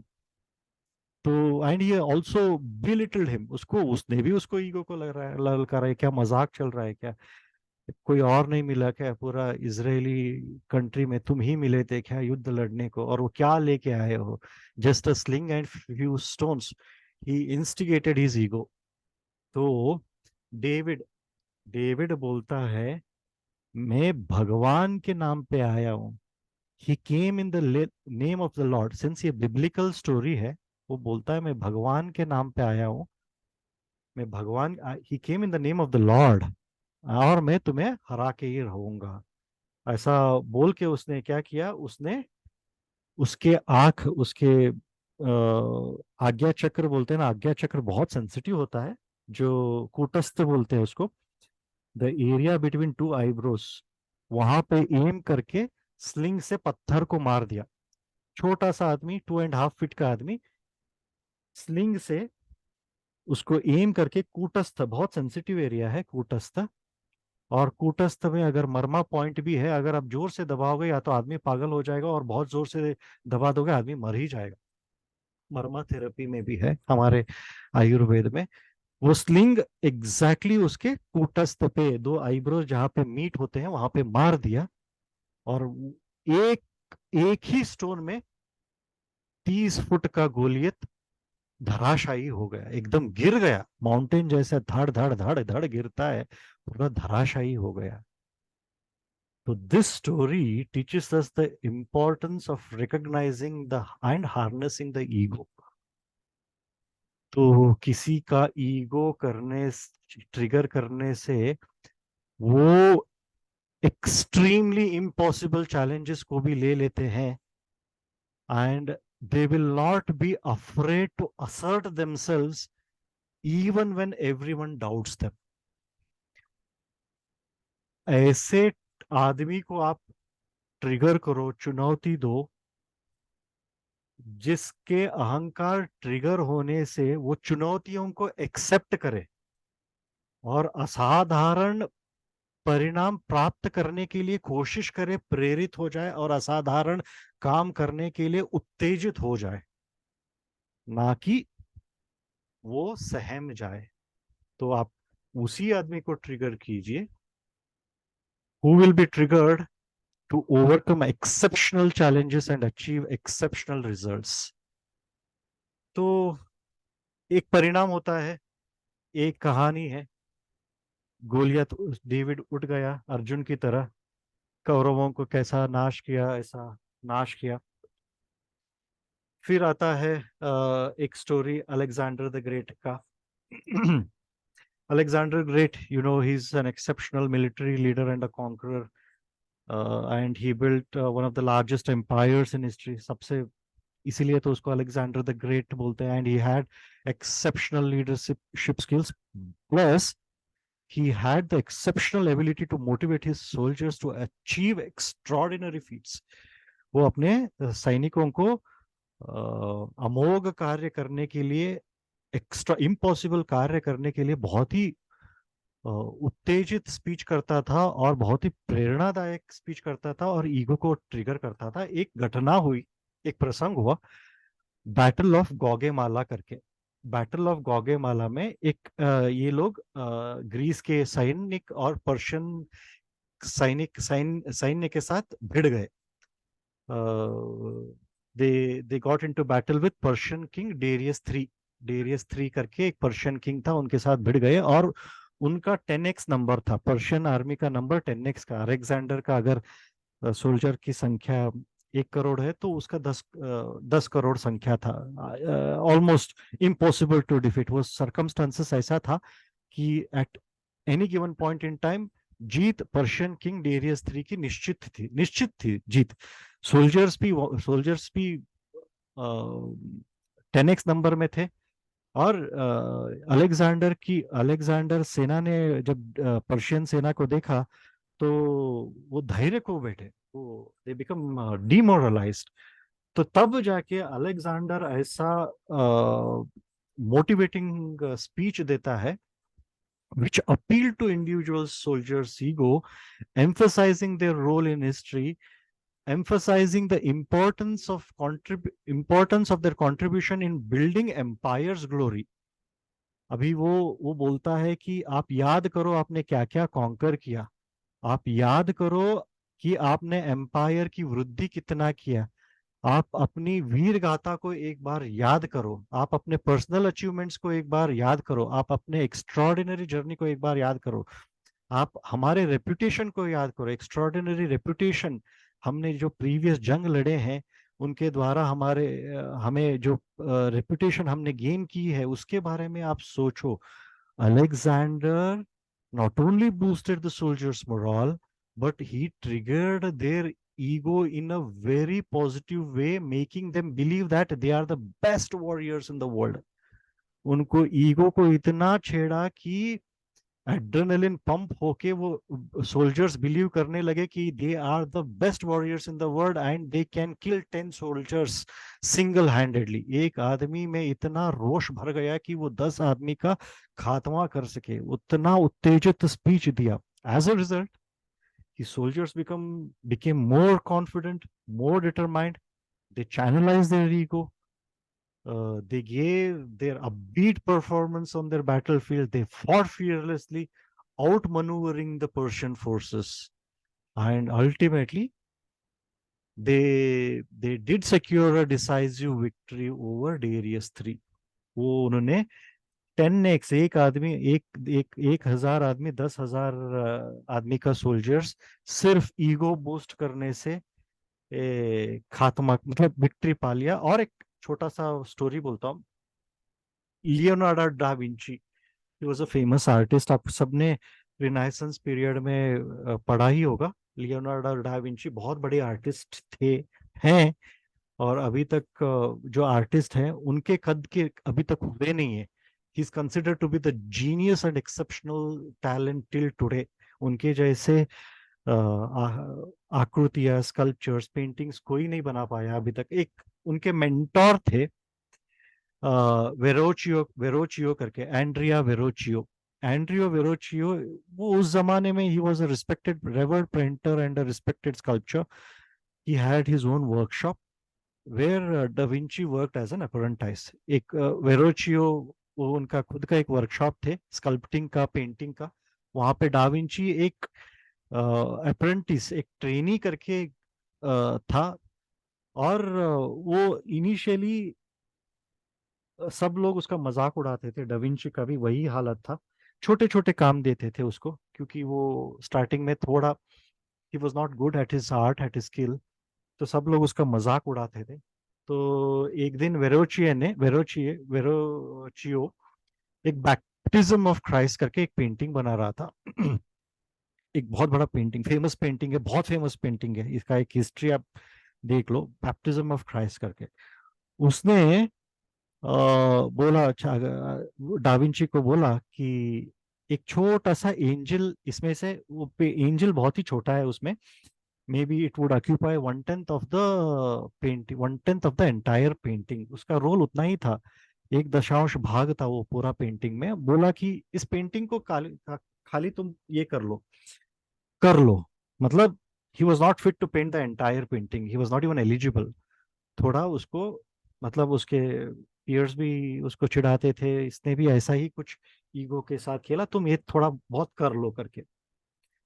Da Vinci as talented as he was, वो इतना टैलेंटेड था, he painted the angel with such perfection and beauty that it far surpassed Verrocchio's own work. वो एंजल को angel की तरह दिखने जैसा वो पेंटिंग में उसको पेंट कर दिया। इतना आकर्षक एंजल पेंट कर दिया कि वो एंजल साक्षात एंजल ही लगने लगा। When Verrocchio saw da Vinci's angel, वो चंबित हो गया। वो he was astonished, he was spellbound. वो वो समझ गया कि his apprentice has surpassed him in his skill. वो गुरु को भी मात दे गया करके समझ गया, क्योंकि वो एंजल पुकार रहा था। It was a divine angel, वो एंजल की तरह दिख रहा था। तो एक लेजेंड के हिसाब से Verrocchio was so overcome with admiration that he famously said, "From this moment I shall never paint." History में ये बहुत बड़ा फेमस डायलॉग है, "from this moment I shall never paint again". इस मोमेंट से मैं कभी पेंट ही नहीं करूंगा। इससे बड़ा रिवॉर्ड क्या हो सकता है किसी शिष्य के लिए। गुरु ने बोला ये देखने के बाद कि मैं पेंटिंग ही छोड़ दूंगा, क्योंकि इससे अच्छा तो मैं कर ही नहीं पाऊंगा। So, the triggering of ego by Verrocchio played a crucial role in Da Vinci's emergence, his emergence as one of the greatest artists of all time.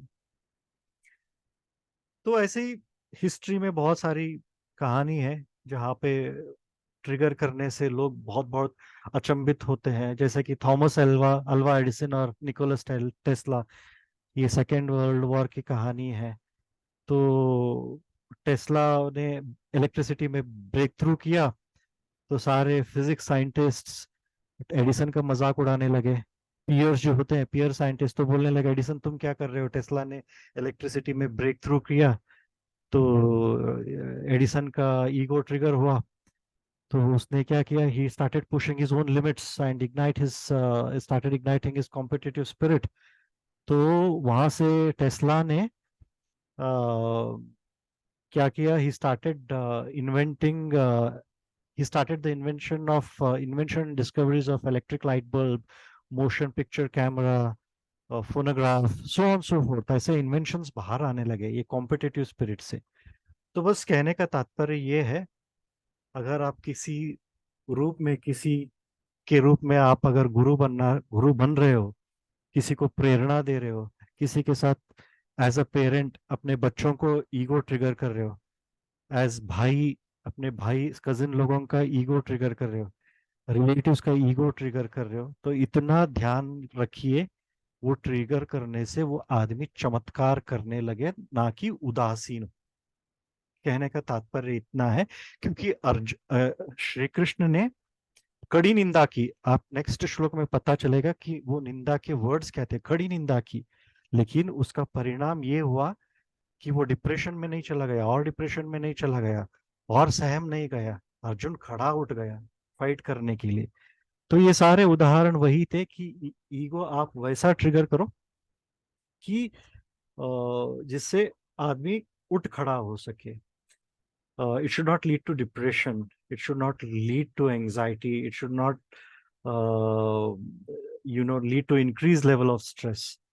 Or it should, क्या बोलते हैं? It should drive the person uh, for excellence. It should push him to excel without causing burnout. तो एक था। अभी वापस आ जाते हैं इस श्लोक में। हाँ, ये बहुत, अभी हम अनार्य जो आर्य क्या है उसके ऊपर थोड़ा चर्चा करेंगे। तो कृष्ण बोलते हैं ये मानसिक अशुद्धि कहाँ से आ गई? हताश, अवसाद, अत्यधिक हताश, ये हताश रूपी मानसिक अशुद्धि, ये सभी तुम्हारे दिमाग में कहाँ से आ गई? ये कृष्ण पूछता है। तो एक प्रसंग आता है उत्तर कुमार का। किसी ने सुना है उत्तर कुमार की कहानी? ये बहुत ध्यान से सुनिए, क्योंकि ये देखिए सिचुएशन ऐसा हमारे जिंदगी में होते हैं, कभी वही सेम टू सेम सिचुएशन रहता है, उसी सिचुएशन में हम शूरवीर का रोल निभाते हैं, वही सिचुएशन एक अलग रूप में प्रेजेंट करता है तो हम सहम जाते हैं। किसी ने उत्तर कुमार का कहानी सुना है? नहीं। उत्तर कुमार महाभारत से ही है। ओके, और maybe 10-15 minutes I will try to wind it up. एक कहानी सुन लीजिए, तो आपको बहुत अच्छा लगेगा ये। अर्जुन कृष्ण का रोल निभा रहा है, रोल रिवर्सल हो गया, अर्जुन कृष्ण का रोल निभा रहा है। जब सरकमस्टांसेस सेम थे, लेकिन पता नहीं सरकमस्टांसेस अभी भी सेम है, अर्जुन ऐसा क्यों बिहेव कर रहा है? अब ध्यान से सुनिए इस चीज को। ये विराट पर्व, महाभारत के विराट पर्व में एक कहानी आता है उत्तर कुमार का। उत्तर कुमार एक ऐसा विराट नगरी का एक ऐसा राजकुमार रहता है जो बड़ी बड़ी बातें करता है। वो बोलते हैं ना, बड़ी बड़ी बातें वड़ा पाव खाते। तो ऐसे ही बड़ी बड़ी बातें करता है और कुछ हाथ से कुछ होता नहीं रहता है, उसी को बोलते हैं उत्तर कुमार, बड़ी बड़ी बातें करना। तो एक ऐसा प्रसंग आता है, उत्तर कुमार अर्जुन का चैरियटर बन जाता है एक विराट पर्व में। जैसे ही अज्ञातवास, एक होता है वनवास, एक होता है अज्ञातवास, उनको 12 साल का वनवास हुआ था और 1 साल का अज्ञातवास हुआ था, तो टोटल 13 साल का उनका वास था, वनवास प्लस अज्ञातवास पांडवों का। तो 1 साल का अज्ञातवास जब करीब करीब करीब खत्म होने को आया था, त्रिगता करके एक किंगडम के राजा ने वो विराट किंगडम में शरण लिए हुए थे, भेष बदल के, क्या बोलते हैं, भेष बदल के। वो सारे 5 पांडव, द्रौपदी, भेष बदल के कुंती के साथ विराट किंगडम में शरण लिए थे। अज्ञातवास में खत्म होने को आया था अज्ञातवास में। तो एक आर्मी ने अटैक किया, त्रिगर था करके एक आर्मी ने दक्षिण से अटैक किया, विराट किंगडम के दक्षिण में से अटैक किया। उनका पर्पस था गायों को चुराना। तो वो नीचे अटैक किए, तो विराट, युधिष्ठिर और भीम ये दक्षिण में जाके लड़ने लगे और उसको हराया। तो आधा पांडव तो नीचे गए थे, दक्षिण में गए थे, विराट के दक्षिण में।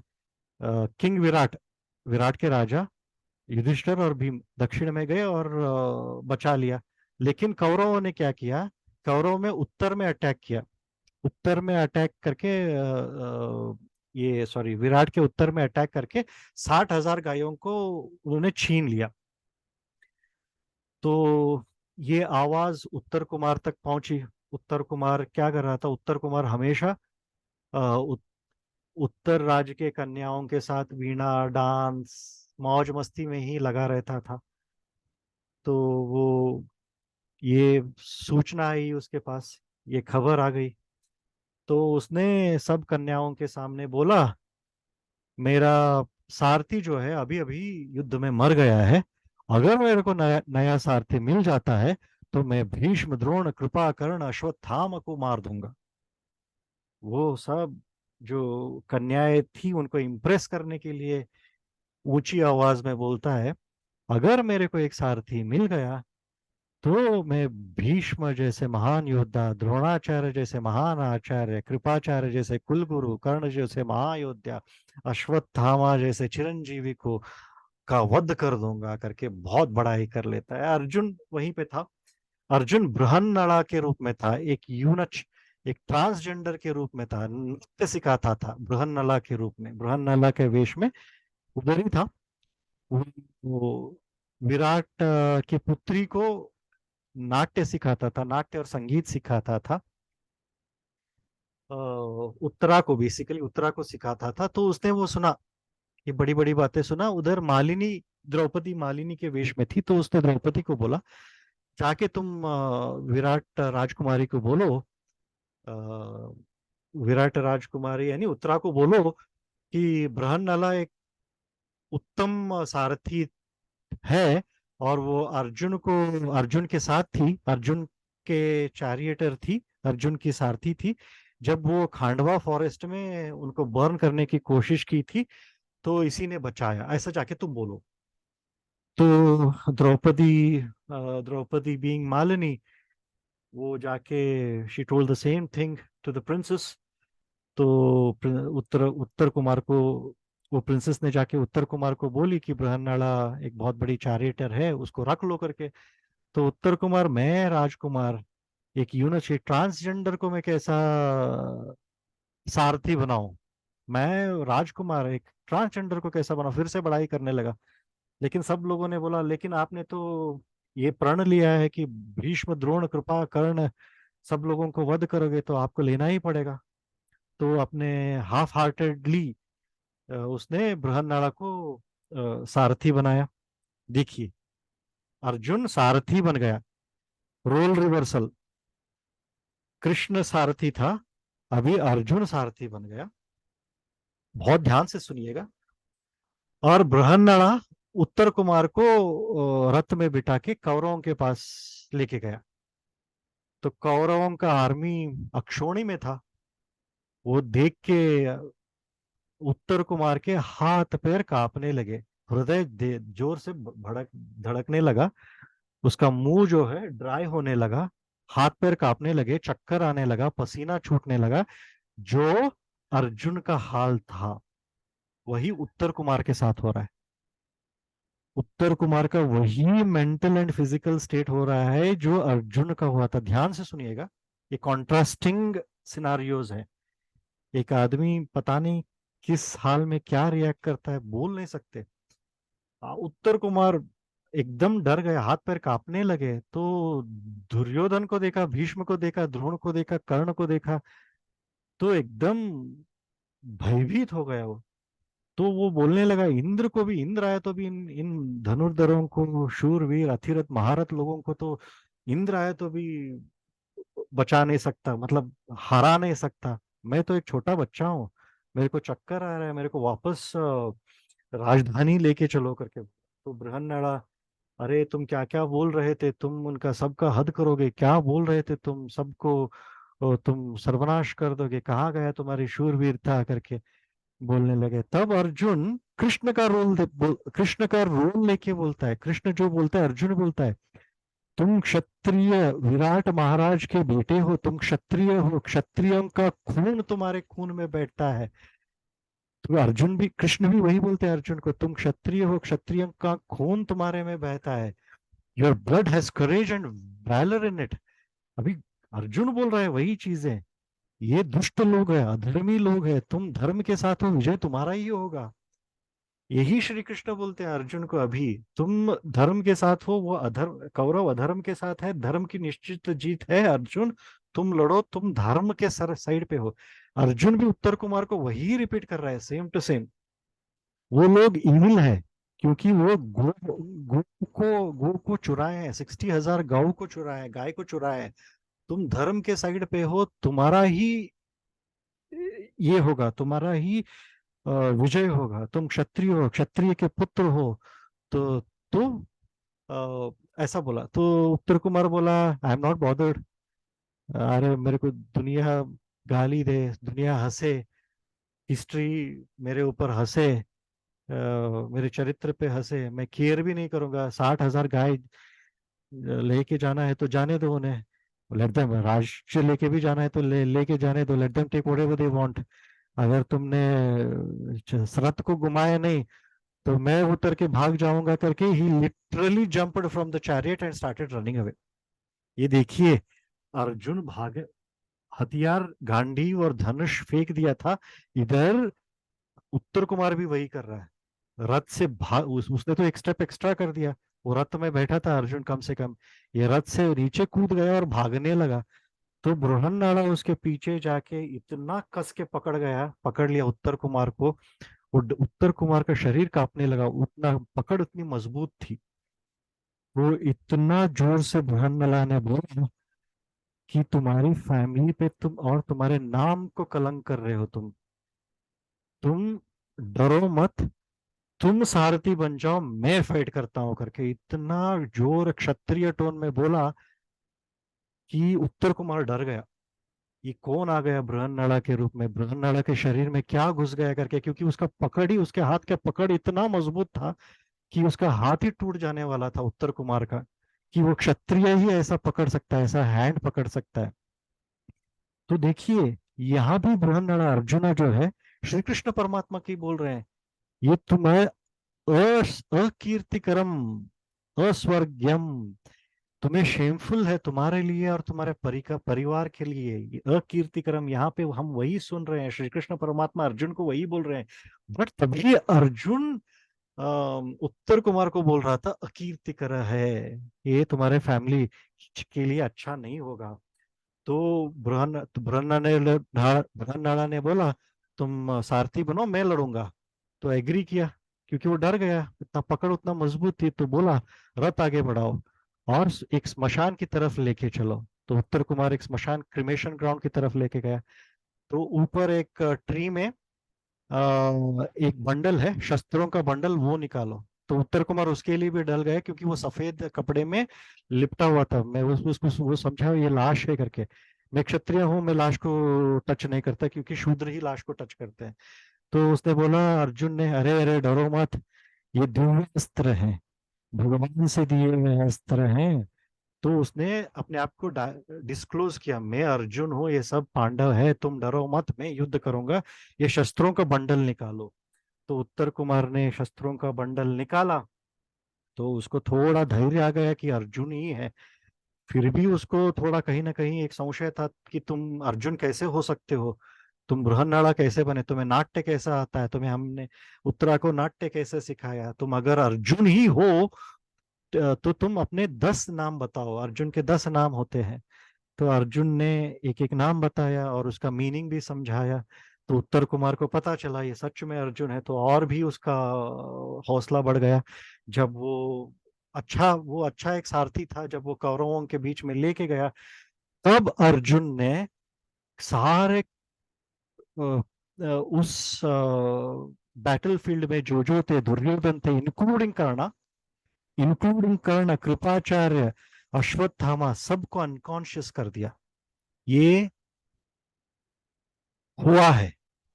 अर्जुन ये अथिरथ महारथों को प्रीवियसली, जैसे कि कर्ण, कृपाचार्य, अश्वत्थामा, दुर्योधन को मूर्छित किया था अपने बाणों से। और क्या किया, उनके सिल्क गारमेंट्स को उत्तरा को देने के लिए, तोहफे में देने के लिए, एज अ टोकन कि हमने युद्ध जीता। वो 60,000 गाय तो लेके आए, लेकिन उनके सिल्क के गारमेंट्स को भी लेके आए। तो एक स्टोरी होता है, एक रोल रिवर्सल होता है। इसका कहने का मतलब, अर्जुन प्रीवियसली युद्ध में परास्त कर चुका था, कौरवों को परास्त कर चुका था, अभी क्यों डर रहा है? और अर्जुन कृष्ण जो बोल रहा था अभी, वही उत्तर कुमार को भी बोल रहा है। और एक प्रसंग था, जब वो वनवास में थे, वनवास में, अभी अज्ञातवास नहीं हुआ था, वनवास में थे। वेद व्यास जी आए थे पांडवों के पास, जब वो 12 साल का वनवास था। तो वेद व्यास जी ने पांडवों को बोला, आप शिव को प्रे करो, लॉर्ड शिव का, आप लॉर्ड शिव का तपस्या करो। तो since arjuna was best suited among the Pandavas for worshipping Lord Shiva, तो मतलब अर्जुन एकदम सशक्त था पांडवों में। वेदव्यास जी ने अर्जुन को एक मंत्र दिया, इस मंत्र से भगवान शिव का आराधना करो। तो अर्जुन भगवान शिव को आराधना करने लगे। एक इंद्र किला नाम का एक पर्वत है, वहां पे जाके शिव का आह्वान करो, शिव की उपासना करो, शिव का तपस्या करो करके वेदव्यास जी ने बोला। और जैसा उनका कमांड था, वैसा ही उन्होंने उन्होंने अर्जुन ने इंद्रकला नामक एक पर्वत गया, वो भगीरथी रिवर के पास था। तो एक मिट्टी का एक शिवलिंग बनाया, मिट्टी का शिवलिंग पे एक पांव पे खड़े होके घोर तपस्या करने लगे, सालों साल, मतलब घोर तपस्या करने लगे, कुछ महीने बीत गए। तो तपस्या इतनी घोर थी कि शिव जी का ध्यान टूट गया। शिव जी उसको टेस्ट करने के लिए एक हंटर के रूप में नीचे आ गए। तो उसी दौरान एक बोर आ गया। बोर को क्या बोलते हैं पता नहीं, एक बीवर है यार, एक बोर, वो आ गया। अर्जुन को लगा it's a form of a pig, wild pig, bore. बारह। हाँ, बारह। बारह बोलते हैं तो। बारहा। तो वो बोर बारह आ गए, होता है। वाइल्ड पिग, वो फॉरेस्ट से आ गया। तो अर्जुन को लगा, बहुत जोर से चीखते चिल्लाते हुए आ गया। अर्जुन को लगा शायद मेरे तप भंग करने के लिए कोई राक्षस इसके रूप में आ गया है, या मैंने किसी राक्षस को वध किया था, वो राक्षस अभी इस रूप में आ गया है करके। उसने जहां से साउंड आ रहा है, शब्द वेदी बाण छोड़ा, शब्द वेदी जहां से साउंड आ रहा है वहां पे साउंड फोकस करके उसने बाण छोड़ा। और शिवजी भी उसी दौरान धरती पे आ गए थे। वो मेरा प्रिय भक्त का तपस्या तोड़ रहा है करके वो भी क्या बोलते हैं, वो भी उद्विग्न होके उन्होंने भी बाण छोड़ा। तो वो दोनों बाण वाइल्ड बोर की तरफ आने लगे। अर्जुन का बाण वो वाइल्ड बोर के मुख में चला गया, और शिवजी का बाण उसके पिछवाड़े में लग गया, बोर के। दोनों एक एट ए टाइम। तो दोनों आते हैं, वो हंटर शिवजी के रूप में आता है और अर्जुन भी आता है। तो देखते हैं, वो बोर तो मर गया। तो वो हंट किसका हुआ, वो बलि किसका हुआ, वो हंट किसका हुआ अभी? तो अर्जुन बोलता है मैंने मुख पे मारा, ये मेरा पहला है तो मेरा है। तो शिवजी बोलते हैं हंटर के रूप में, नहीं ये पीछे गया है, इससे मारा है, ये मेरा है। तो उन दोनों में युद्ध छिड़ गई। तो शिवजी जो जो बाण छोड़ते हैं, अर्जुन उसको अपने बाण से रिपेल करने लगा। जब शिवजी के सारे अस्त्र खत्म होते हैं, तो एक दूसरे, मतलब they started hand fighting, they started fighting with their own hands. जब शस्त्र खत्म हो गए तो अपने हाथों से लड़ने लगे। वो भी थक गए। तो एक्चुअली थका नहीं रहता शिवजी, एक्चुअली टेस्ट करने रहते हैं। तब शिवजी अपने स्वरूप में आ गए, रियल स्वरूप में आ गए। अर्जुन को लज्जित हो गया, अर्जुन अशेम्ड हो गया। अरे बोला क्षमा, क्षमा प्रार्थी हूँ, मुझे पता नहीं था, जिसकी मैं उपासना कर रहा था उसी से मैं कैसा लड़ सकता हूँ, मेरे से घोर अक्षम्य अपराध हुआ, क्षमा प्रार्थी हूँ, मुझे माफ कर दीजिए। तो शिव जी हंस के बोले, मैं तो तुम्हारी परीक्षा लेने आ रहा था, तुम तो बहुत ही उम्मीद से ज्यादा शूरवीर निकले, तुम्हारी तपस्या से मैं प्रसन्न हूँ, जो चाहिए वर मांग लो। तो अर्जुन ने पाशुपतास्त्र मांगा था, दिव्य शस्त्र, दिव्य शस्त्र शिवजी से अर्जुन धारण किया। जिसके पास पाशुपतास्त्र है, जिसके पास शिव जी से खुद दिया हुआ दिव्य शस्त्र है, उसको कौन हरा सकता है? Arjun is invincible. ऐसे शूरवीर अर्जुन है। देखिए परिस्थिति ऐसा उनको लाके इस कगार पे खड़ा कर दिया कि उनको एक डर लगने लगा जो पाशुपतास्त्र जैसे शस्त्र को धारण करता है और प्रीवियसली कौरवों को हराया है। ये सब प्रसंग आते हैं। तो इस समय विषमे समुपस्थितम, इतना डिजेक्शन, इतना सौरो, विषीद, इतना विषीदंतम हमने पहले श्लोक में सुना था। विषमे, इस इनऑपॉर्चुन मोमेंट में ये सभी क्यों आ रहा है? It is not good, it is not acceptable bye great people. यहां पे थोड़ा बहुत ध्यान से सुनिए। ग्रेट पीपल मतलब आर्य लोग। कृष्ण बोलता है dejection can never come for an Arya purush. ये क्या बोलते हैं डिजेक्शन को? ये हताशा। मेंटल वीकनेस, निराशता, हताशता एक आर्य पुरुष को, एक नोबल पुरुष को, एक सज्जन को, एक दिव्य पुरुष को आ ही नहीं सकता।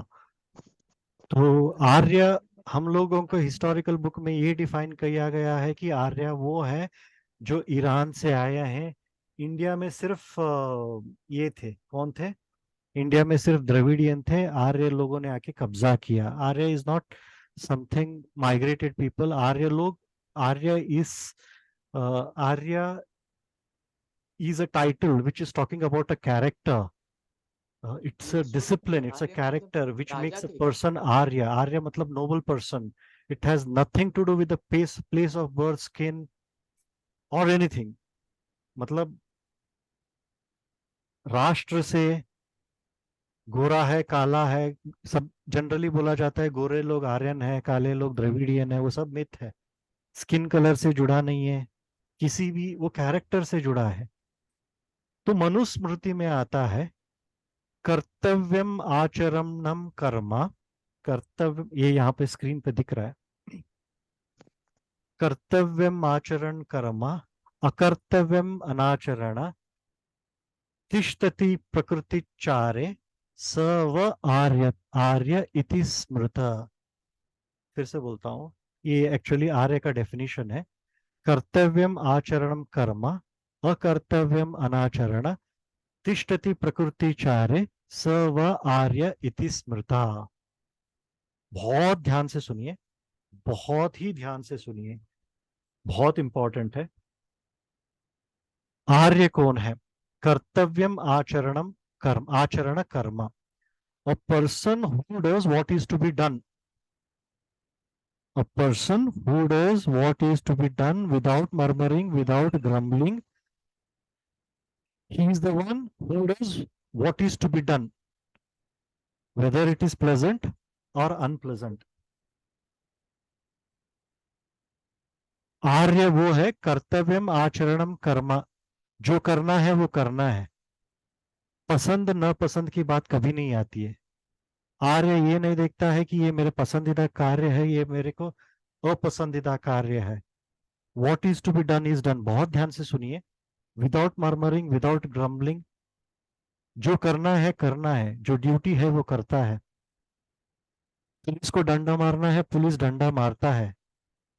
जो हैंगमैन है, हैंगमैन जो फांसी चढ़ाता है, क्या आपको लगता है उसको मजा आता है? उसका कर्तव्य है, वो फांसी चढ़ाता ही है। जो वो आर्य पुरुष है, क्योंकि वो ड्यूटी निभा रहा है। जो पोस्टमार्टम डॉक्टर करते हैं इतने बदबूदार एनवायरनमेंट में, मूर्छित हो जाएंगे हम, पोस्टमार्टम के रूम में जाएंगे, डिजास्ट्रस फ्लूइड, स्मेलिंग रूम, 4 दिन खाना नहीं जाएगा, सर फोड़ते हैं, खोपड़ी फोड़ते हैं, बॉडीली फ्लूइड्स, यूरिन, पस सब निकलता है, खून, सड़ा हुआ खून निकलता है, इतना अनप्लेजेंट। कौन सा डॉक्टर को कौन सा भी परफ्यूम ठीक नहीं कर सकता, कौन सा भी ऑपरेशन थिएटर में कौन सा भी कौन सा भी मास्क वो बदबू को मिटा नहीं सकता। करना पड़ता है, ड्यूटी इज ड्यूटी। वो आर्य लोग हैं। Sometimes duties are painful, unpleasant, but they still do it. Arya is the one who never divides the duty as pleasant or unpleasant. Duty is duty. What is to be done has to be done. And one who does that, Kartavyam आचरणम Karma, जो करना है वो करना है, without murmuring, much नहीं करता, सोचता तक नहीं, जो करना है वो करना है, दोबारा सोचता नहीं, without grumbling, he does what has to be done, वो होता है आर्य लोग. He never gives room for likes and dislikes. चाह और अचाह के बीच में धुंधला होता नहीं, डाइकोटोमी में फंसता नहीं. ये मुझे अच्छा लगता है, मुझे करना है, ये मुझे नहीं अच्छा लगता है, मुझे नहीं करना है, इस द्वंद्व में पड़ता नहीं. जो करना है वो करना है, द्वंद्व में पड़ता नहीं. इसीलिए बोलते हैं कर्तव्यम आचरण कर्मा, a person who does what needs to be done. फिर बोलते हैं अकर्तव्यम अनाचरण, what is not to be done he does not do it. जो नहीं करना है वो कभी नहीं करता, भले ही आप उसको घूस दो. however tempting it is, however attractive it is, however likable it is, अगर वो नहीं करना है वो कभी नहीं करेगा. अगर आपको घूस नहीं लेना है तो नहीं लेगा, भले ही उसकी ये चले जाए. अगर आपको चोरी करना है, चोरी करने से आपकी नौकरी बनी रहती है. अगर आपको अनएथिकल प्रैक्टिसेस करने से आपकी नौकरी बनी रहती है.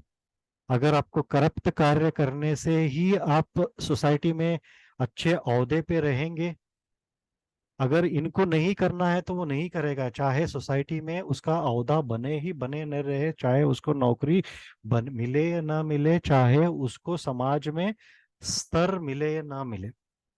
जो नहीं करना है वो नहीं करता, however tempting it is, however likeable it is. वो आर्य लोगों का लक्षण है. आजकल के लीडर्स को देखिए, आजकल के सीईओज को देखिए, और एथिकल वो कितना अनएथिकल प्रैक्टिस करते हैं just to be in that position, just to be liked by people, just to, वो लोगों का लाइकिंग उनको ज्यादा अच्छा लगता है. वो इंटीग्रल नहीं रहते, वो आर्य पुरुष नहीं है. The one who does what is proper and the one who does whether he likes it or not is a cultured person, is a arya. और तिष्ठति प्रतीक्षा प्रकृतिचारे, मतलब जो आचार का जिंदगी जीता है, जो डिसिप्लिन का जिंदगी जीता है.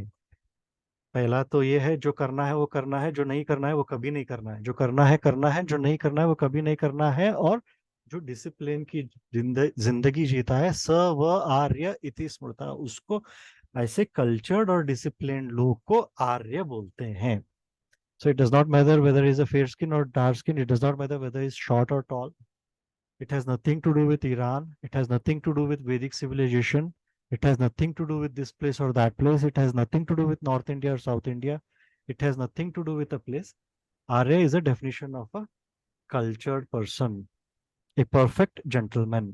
तो कृष्ण बोलता है अनार्य जुष्टम, a dejection should never come to a cultured person. ये आप, तुम्हें जो करना है वो करना ही है. अगर तुम अपना कार्य को नहीं कर रहे हो, तुम अनार्य हो गए, आर्य कुल के नहीं हो गए, तुम कल्चर्ड पर्सन नहीं हो.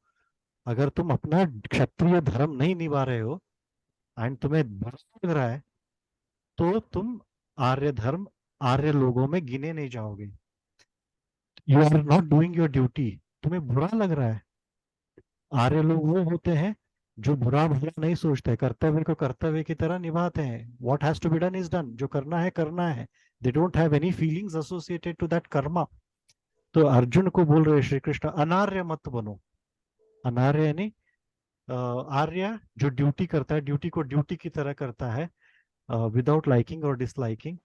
अर्जुना, तुम्हें लाइकिंग या डिसलाइकिंग कहाँ से आ गया, फीलिंग बैड कहाँ से आ गया, अनकल्चर्ड क्यों हो, तुम अपना धर्म को क्यों नहीं निभा रहे हो, अनार्य की तरह क्यों कर रहे हो. You have to do like you have to behave like a Arya. ये हो गया अनार्य जुष्टम, बेसिकली अधार्मिक. और ये क्या है, जो जो धार्मिक काम करते हैं उसका पुण्य फल मिलता है, जो अधार्मिक कार्य करते हैं उसको पाप फल मिलता है। जो धार्मिक काम करते हैं, जो कल्चर्ड काम करते हैं, जो धार्मिक यानी जो ड्यूटी करते हैं, जिनको जो असाइन ड्यूटी है वो ड्यूटी करते हैं, उनको स्वर्ग प्राप्त होती है, स्वर्ग के द्वार खुलते हैं।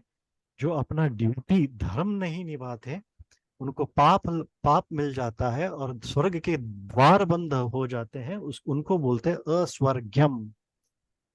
तुम अपना ये युद्ध छोड़ने से तुम्हें स्वर्ग के द्वार बंद हो जाएंगे, अस्वर्ग्यम, तुम्हें स्वर्ग की प्राप्ति नहीं होगी। सो अर्जुन क्या सोच रहा था, अगर मैं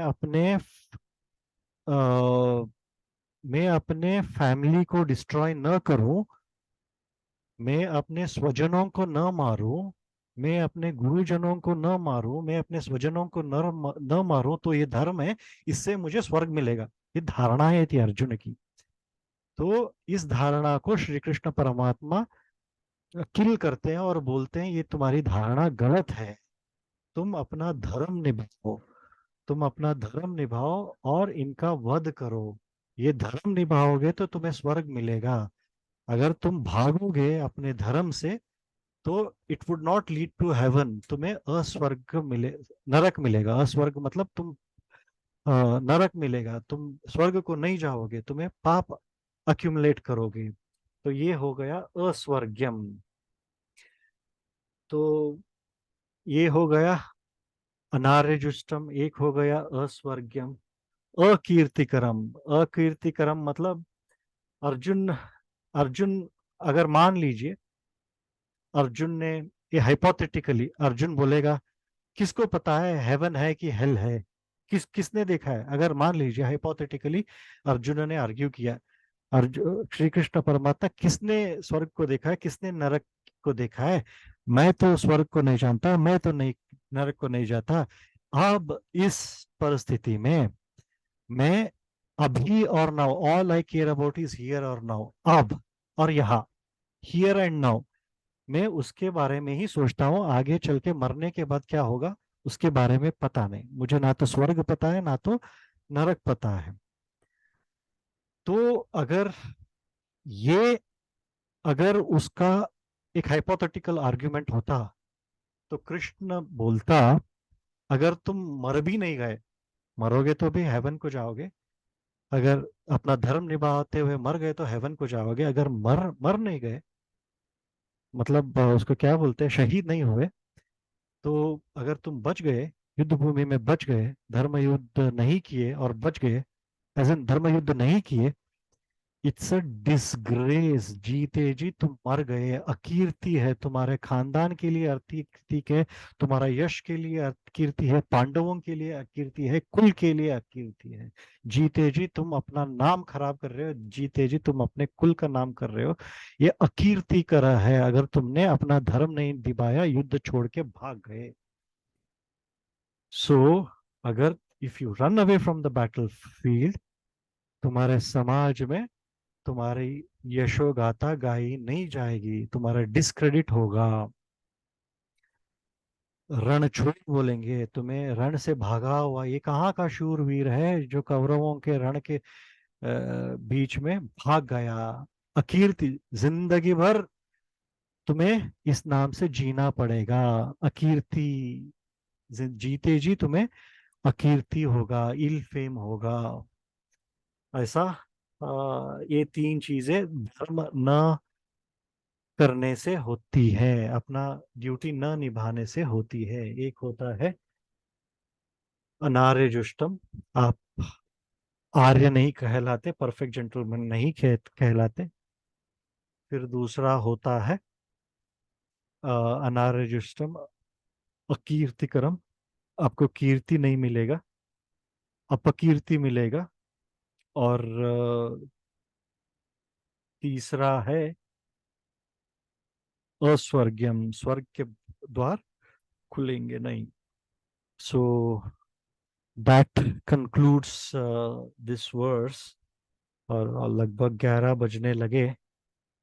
सो 10 more minutes. I'll open this session for questions. So if you have any questions, please shoot. और आपको कुछ समझ में नहीं आया तो भी पूछिए. I'll try to answer them and we will try to wind up at 11 p.m.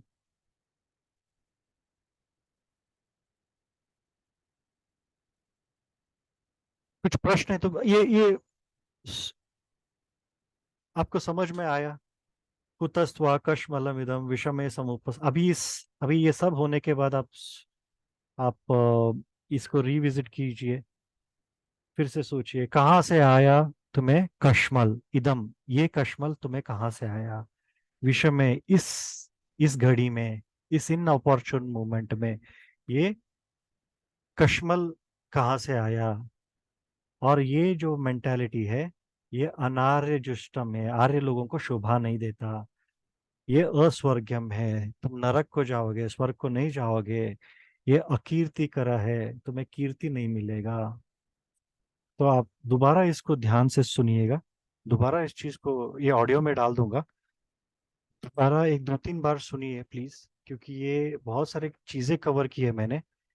ये शायद मैंने बहुत जल्दबाजी में कवर किया है, बिकॉज मेरे को और 1 घंटा चाहिए इसको कवर करने में, तो विच इज नॉट राइट. 3-3 घंटे का एक श्लोक हो जाएगा, तो इसलिए मैंने इसको थोड़ा कॉम्प्रेस करके आपको सुनाया है. तो कहाँ पे ईगो ट्रिगर करना है, कृष्ण का रोल कहाँ पे प्ले करना है, अर्जुन की मनस्थिति, आपके आपके बच्चों के, आपके इर्द गिर्द के लोगों के जब आप बात करते हो तो उनकी मनस्थिति को जरा समझिए. आपकी बातों से क्या उनका हृदय छिलनी होगा? क्या वो उत्तेजित होंगे? क्या वो निराश होंगे?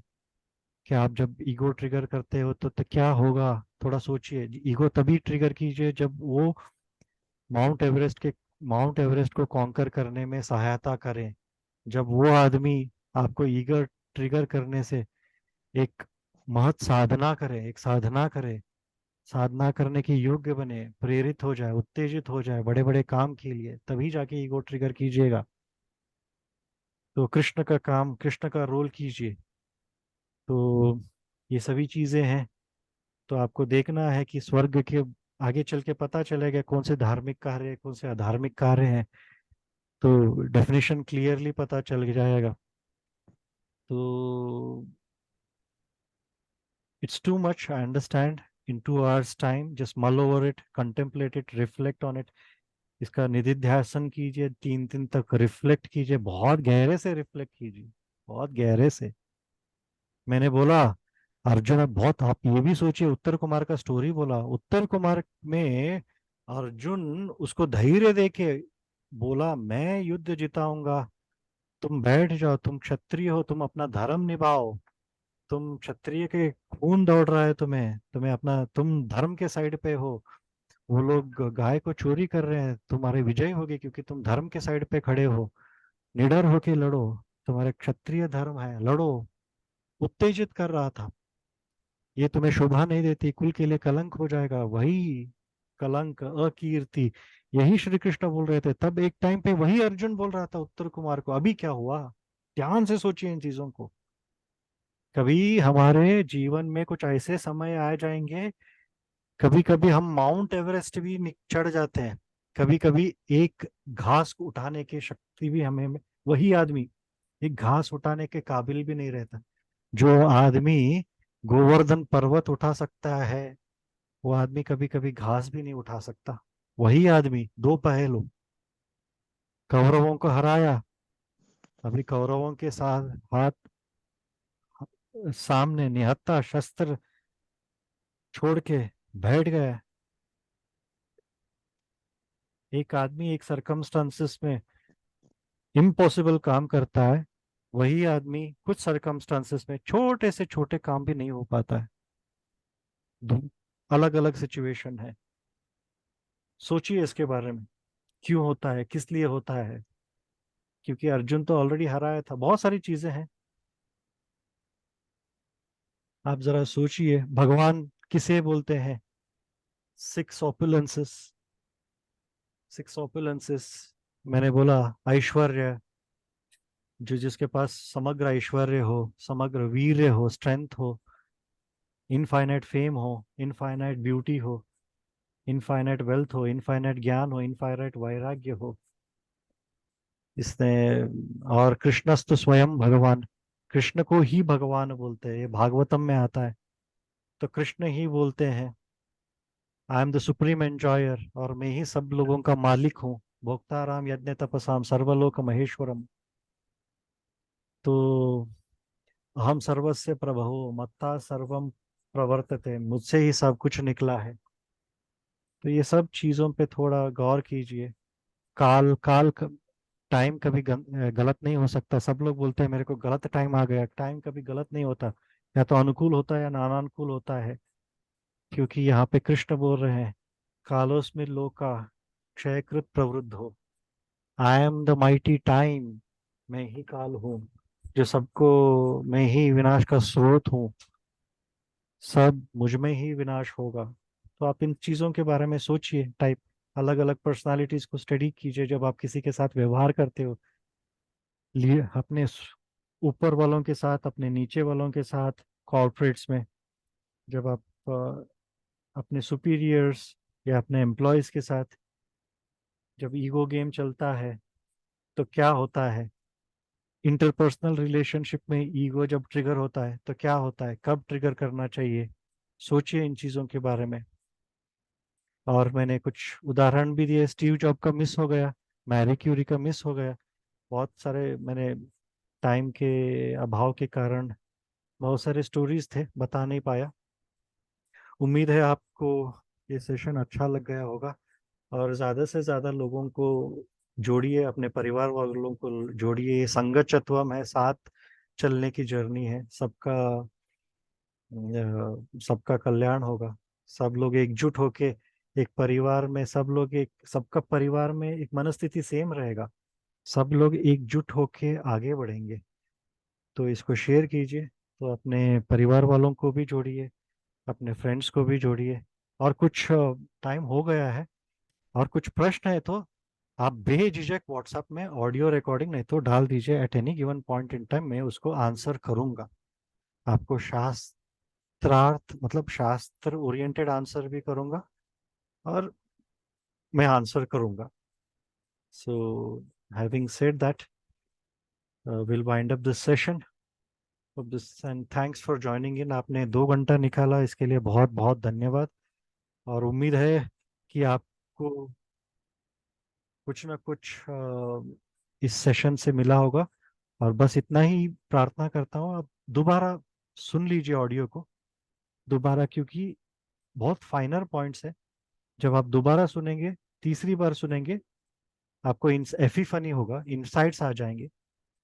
यही धीरे धीरे ज़्यादा मनन करेंगे, निधिध्यासन करेंगे, रिफ्लेक्शन करेंगे, इंट्रोस्पेक्शन करेंगे, अंतर्गत होके, असिमिलेट होके सबकॉन्शियस में जाएगा, परिवर्तन ऑटोमेटिकली आ जाएगा, ट्रांसफॉर्मेशन आ जाएगा आपके पर्सनालिटी में, कुछ निखर के आएगा। Over a period of time आपका personality खिलेगा।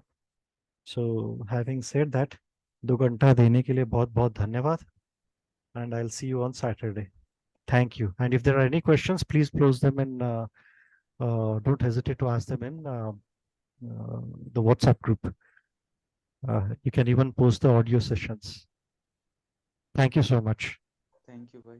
Thank you, I'll sir. close the Thank session. you so much. Thank you so much. Thank you. Thank you so much, sir. Thank you.